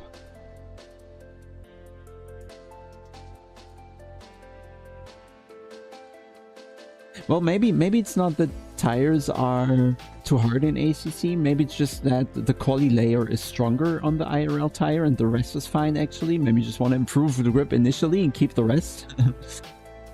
Depends how you want to shift the curve, right? Do you want to shift the later part in the stint down, or do you want to shift the early start of the stint up.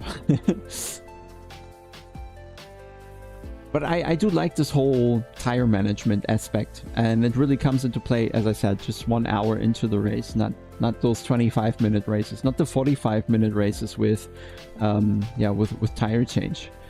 So I think maybe 45 minutes are good without the long pit stop. You know, maybe force a pit stop, but don't force the tire change. Don't make it 25 seconds mandatory in the pits, and then the races might be more interesting.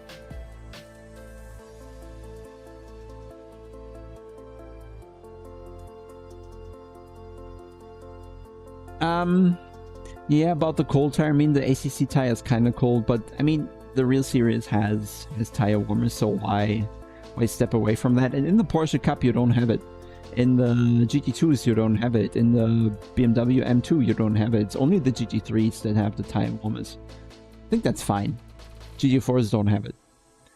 And even with the tire warmers, you have to watch the tires a bit, especially on these cars where you don't have the downforce. You easily slip the tires in the Porsche Cup, and you have to take care of the first 2-3 laps until the pressure and temperature is going to become stationary. Then you can start pushing a little. Before that, you're going to increase the graining, going to increase the blister if you make the tire too hot.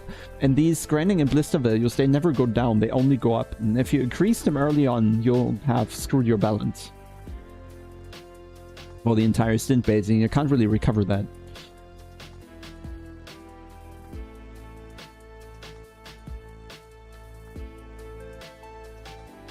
I'm not sure with this tire heaters. It's what's the entire argument behind it? Is it like just CO2? Like, it's a good argument, but is that really going to make for better racing or something? Because it felt to me it was the Le Mans 24 race, the IRL race, where they didn't have the tire warmers, of course, and GT3s were coming out of the pits with the amateur gold or whatever drivers, and there were some who just smashed it right out of the pits.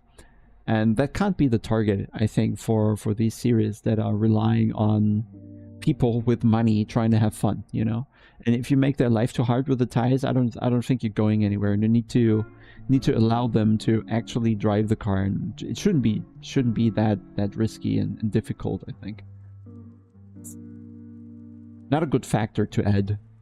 When you're all about safety and then you're adding a factor that literally makes the cars crash more likely, doesn't sound smart to me, at least. maybe the car manufacturers like it because they earn more, because people have to buy more cars and parts, but I don't know, it doesn't make sense.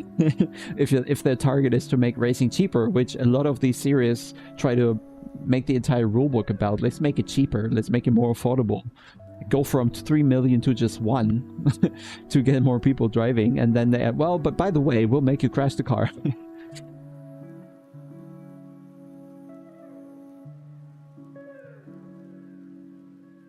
Yeah, the hypercars. I mean, it's in LMU, it's quite pronounced. In Automobilista, not as much, but it's still noticeable.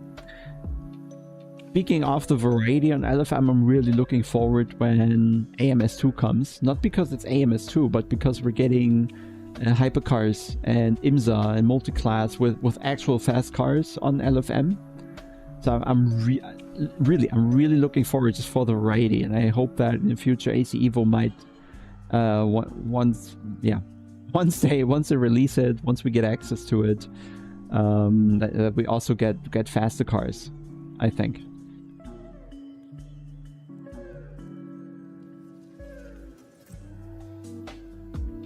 Yeah, I mean, how much? Like, I'm extremely green in my mind. Okay, I'm not eating meat because of that, but I'm not sure that they're saving a lot of CO2 going away from tire warmers. They're probably producing more CO2 because they crashed a car, and building a car uses a lot of CO2. So I'm not sure this is gonna do well in the maths.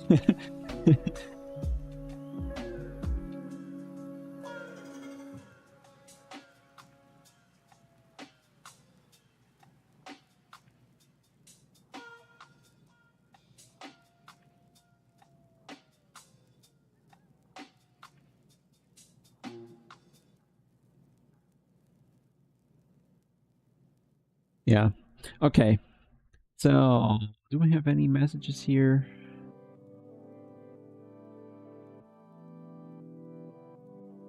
probably not gonna do that. Sorry, mate. On the main CO2 issue in racing is still traveling over the globe, and that's something you can actually... Yeah, exactly. That's why I think the biggest optimization the whole racing stuff could do is kind of not fly across the entire globe all the time, but go from one track to the other. They could easily F1 and all other series, how they're jumping back and forth, they could easily reduce the distance everybody travels across the season by probably, I don't know, 80%, right? General Pareto rule. 80% can be taken out easily. This microphone here, I actually have to check the name because it's new, and sorry, Dan Suzuki recommended it, and I didn't even check anything. He recommended it, I went to the website and bought it, right? Dan Suzuki, in terms of sim racing hardware, #1. I don't even have to start doing hardware videos because I just say, well, I have the same opinion that Dan Suzuki has, period. And the same for any audio equipment. Like, he plays in a band, or he used to at least, so he knows his shit. And when he recommends something, 100% buy. And so he recommended this microphone. I was a bit unhappy with this Blue Yeti here, and mostly because I just have too big of a distance to the microphone, and that is the main issue I have. So I have the reverb, I look to the left, and I'm not close enough to the mic.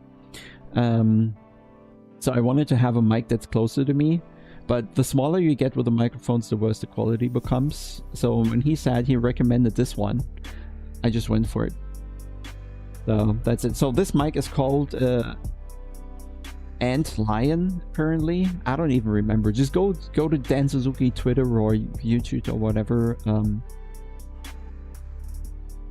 I don't know.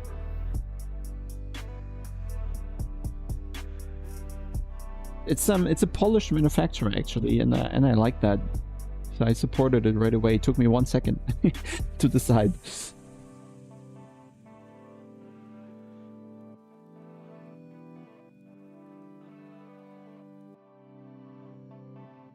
But I also I invested a full day to adjust all my filters in OBS, and let me show you. Maybe I can show you this. Let me bring up a scene here. OBS. 1 sec, guys. I'll try to somehow add a window capture. Window capture. OBS. There we go. No. Absolutely not it. Oh, OBS cannot capture itself. Do I get this right? Damn. OBS cannot capture itself. Unlucky. So I can't show you.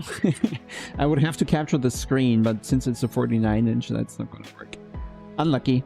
So I would have shown you. But I invested a lot in the filters, the noise suppression, the compressor, noise gate, limiter, equalizer, and some additional equalizer or something. Can open a second OBS window. How? What do you mean? Even? The filters window, is that the second window? Nope. Doesn't seem like it, at least. I can make a screenshot, go to the browser. That's going to be annoying as fuck. So that's the NVIDIA noise removal. Then we're going to have the compressor. Actually, that works really well. But yeah, the details don't matter to you, right? Then a typical noise gate. And then we're going to have a limiter. And I also have a limiter on the in-game audio, so never the game audio is going to mess with my voice. Come on. So yeah, that's where the limits lie. And some equalizer where I seem to have a voice that has a lot of midtones, so I take them out. And then I do whatever... Oh yeah, actually, there's an issue with... Here, I'm going to show you that. I in my voice, there's a lot of pronunciation on the S. The S is very, very sharp for me and very pronounced in my voice. So this filter kind of filters a bit the S's and things like that. So it should sound nicer. Period. Okay, that's it.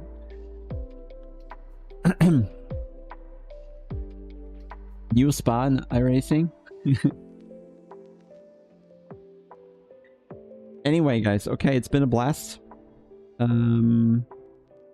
I think we're gonna call it a day here. Hey, we want to have, where's studio mode here? OBS delete.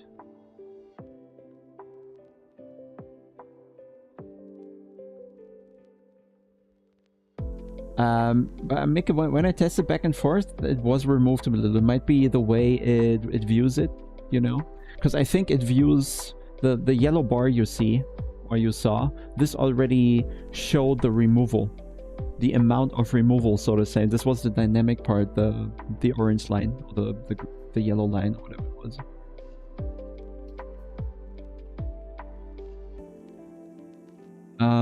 Yeah, you know, iRacing, maybe, okay? A lot has to happen for me to play iRacing. I'm looking more forward to Automobilista now because of the Multiclass. Also because we're driving with the same people and we're staying in the LFM ecosystem. And also because in Automobilista, with Popometer, we can actually offer something. I think on iRacing it's just difficult to get a dent and a foot in the door because VRS is so large. CDA has been there before. So it's very tricky for us. So I'm trying to have a look at Automobilista, and if people will pick up the game. And yeah, setups will go to, will matter, and driving styles will matter. So that's what we want to be with Popometer as well. Yeah, I mean, I know, I already know, I can already drive the beta, right? They were kind enough to give me access, and we're also helping whenever we find the time, LFM with the testing of the multiplayer, and it does sound really good. No, differently. The driving really does change a bit. This whole floatiness is much reduced. You still see that it's Automobilista, the way the cars rotate, but it's it doesn't allow you to kind of attack the tire as much, right? Oh, guys, the gloves I'm using are the BMW gloves. And now that you remind me, we wanted to do a giveaway. So let's quickly do that, okay? Let's go to the Nightbot real quick and start a giveaway. I'm going to enter a keyword, which is going to be exclamation, no, just no exclamation, and I'll type it in the chat. Wait for it, don't just start typing now, but we're going to do a giveaway, and this is the word you're going to type to enter.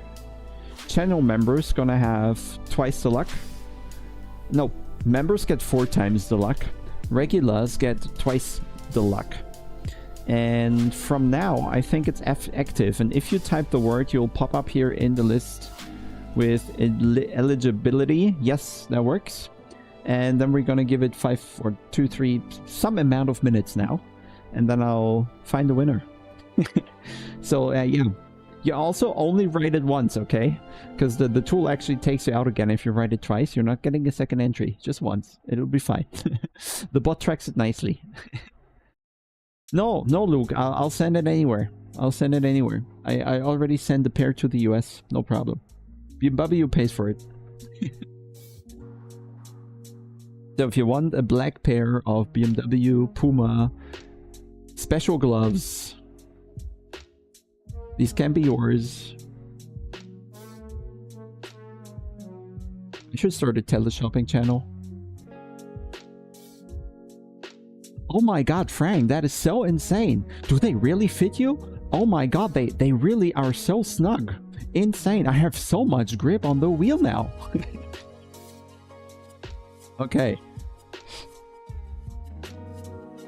And it really slices through a whole tomato? Insane. If you join now, you get a free second anti-stick pan on top of it.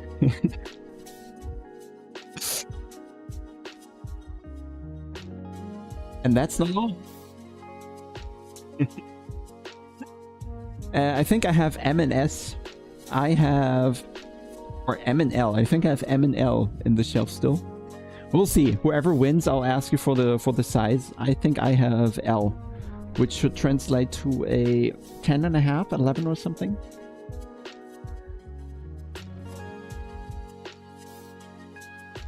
Alpha, good point. No clue. But the thing is, we're just gonna sell it again.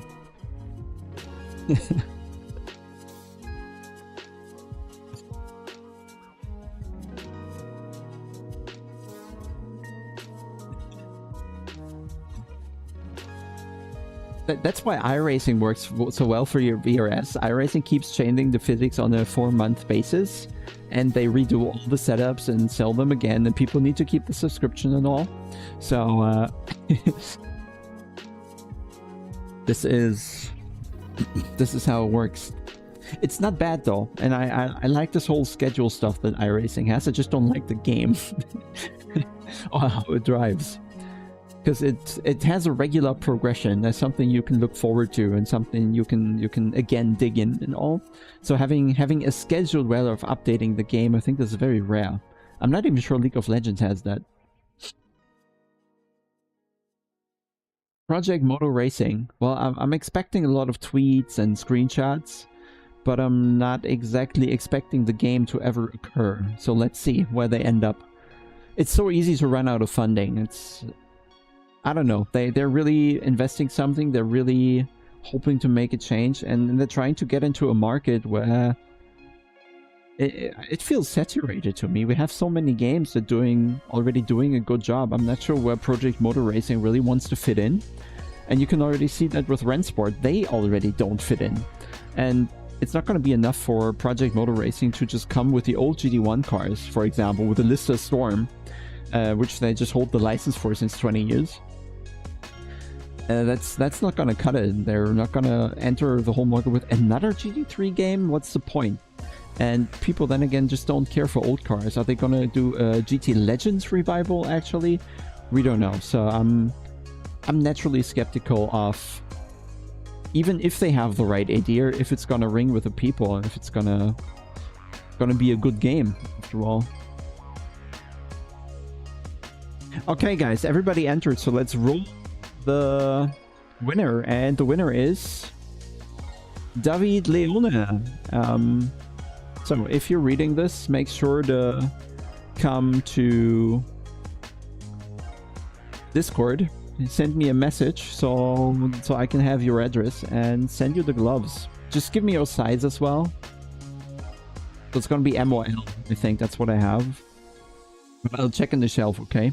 So just in case you fail to send me a message and your site doesn't work or something, we'll just pick a second winner, okay? Just in case. And the other one's gonna be Christian Dimcescu. So that sounds Romanian to me.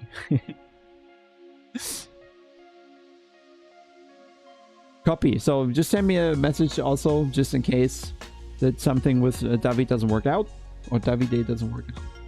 And then I'll call it the end of the stream. Thanks everybody for watching, and we'll see you in the next event. It's surely happening shortly. No worries, David. Tomorrow is fine. Not rushing it. You find me on Discord. I'll watch out for the DM. No worries. Yes, I'll watch Stardust stream right after. Okay. I just need to grab some food.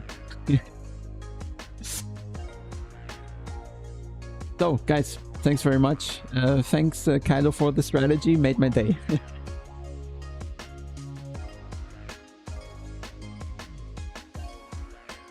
And, I guess.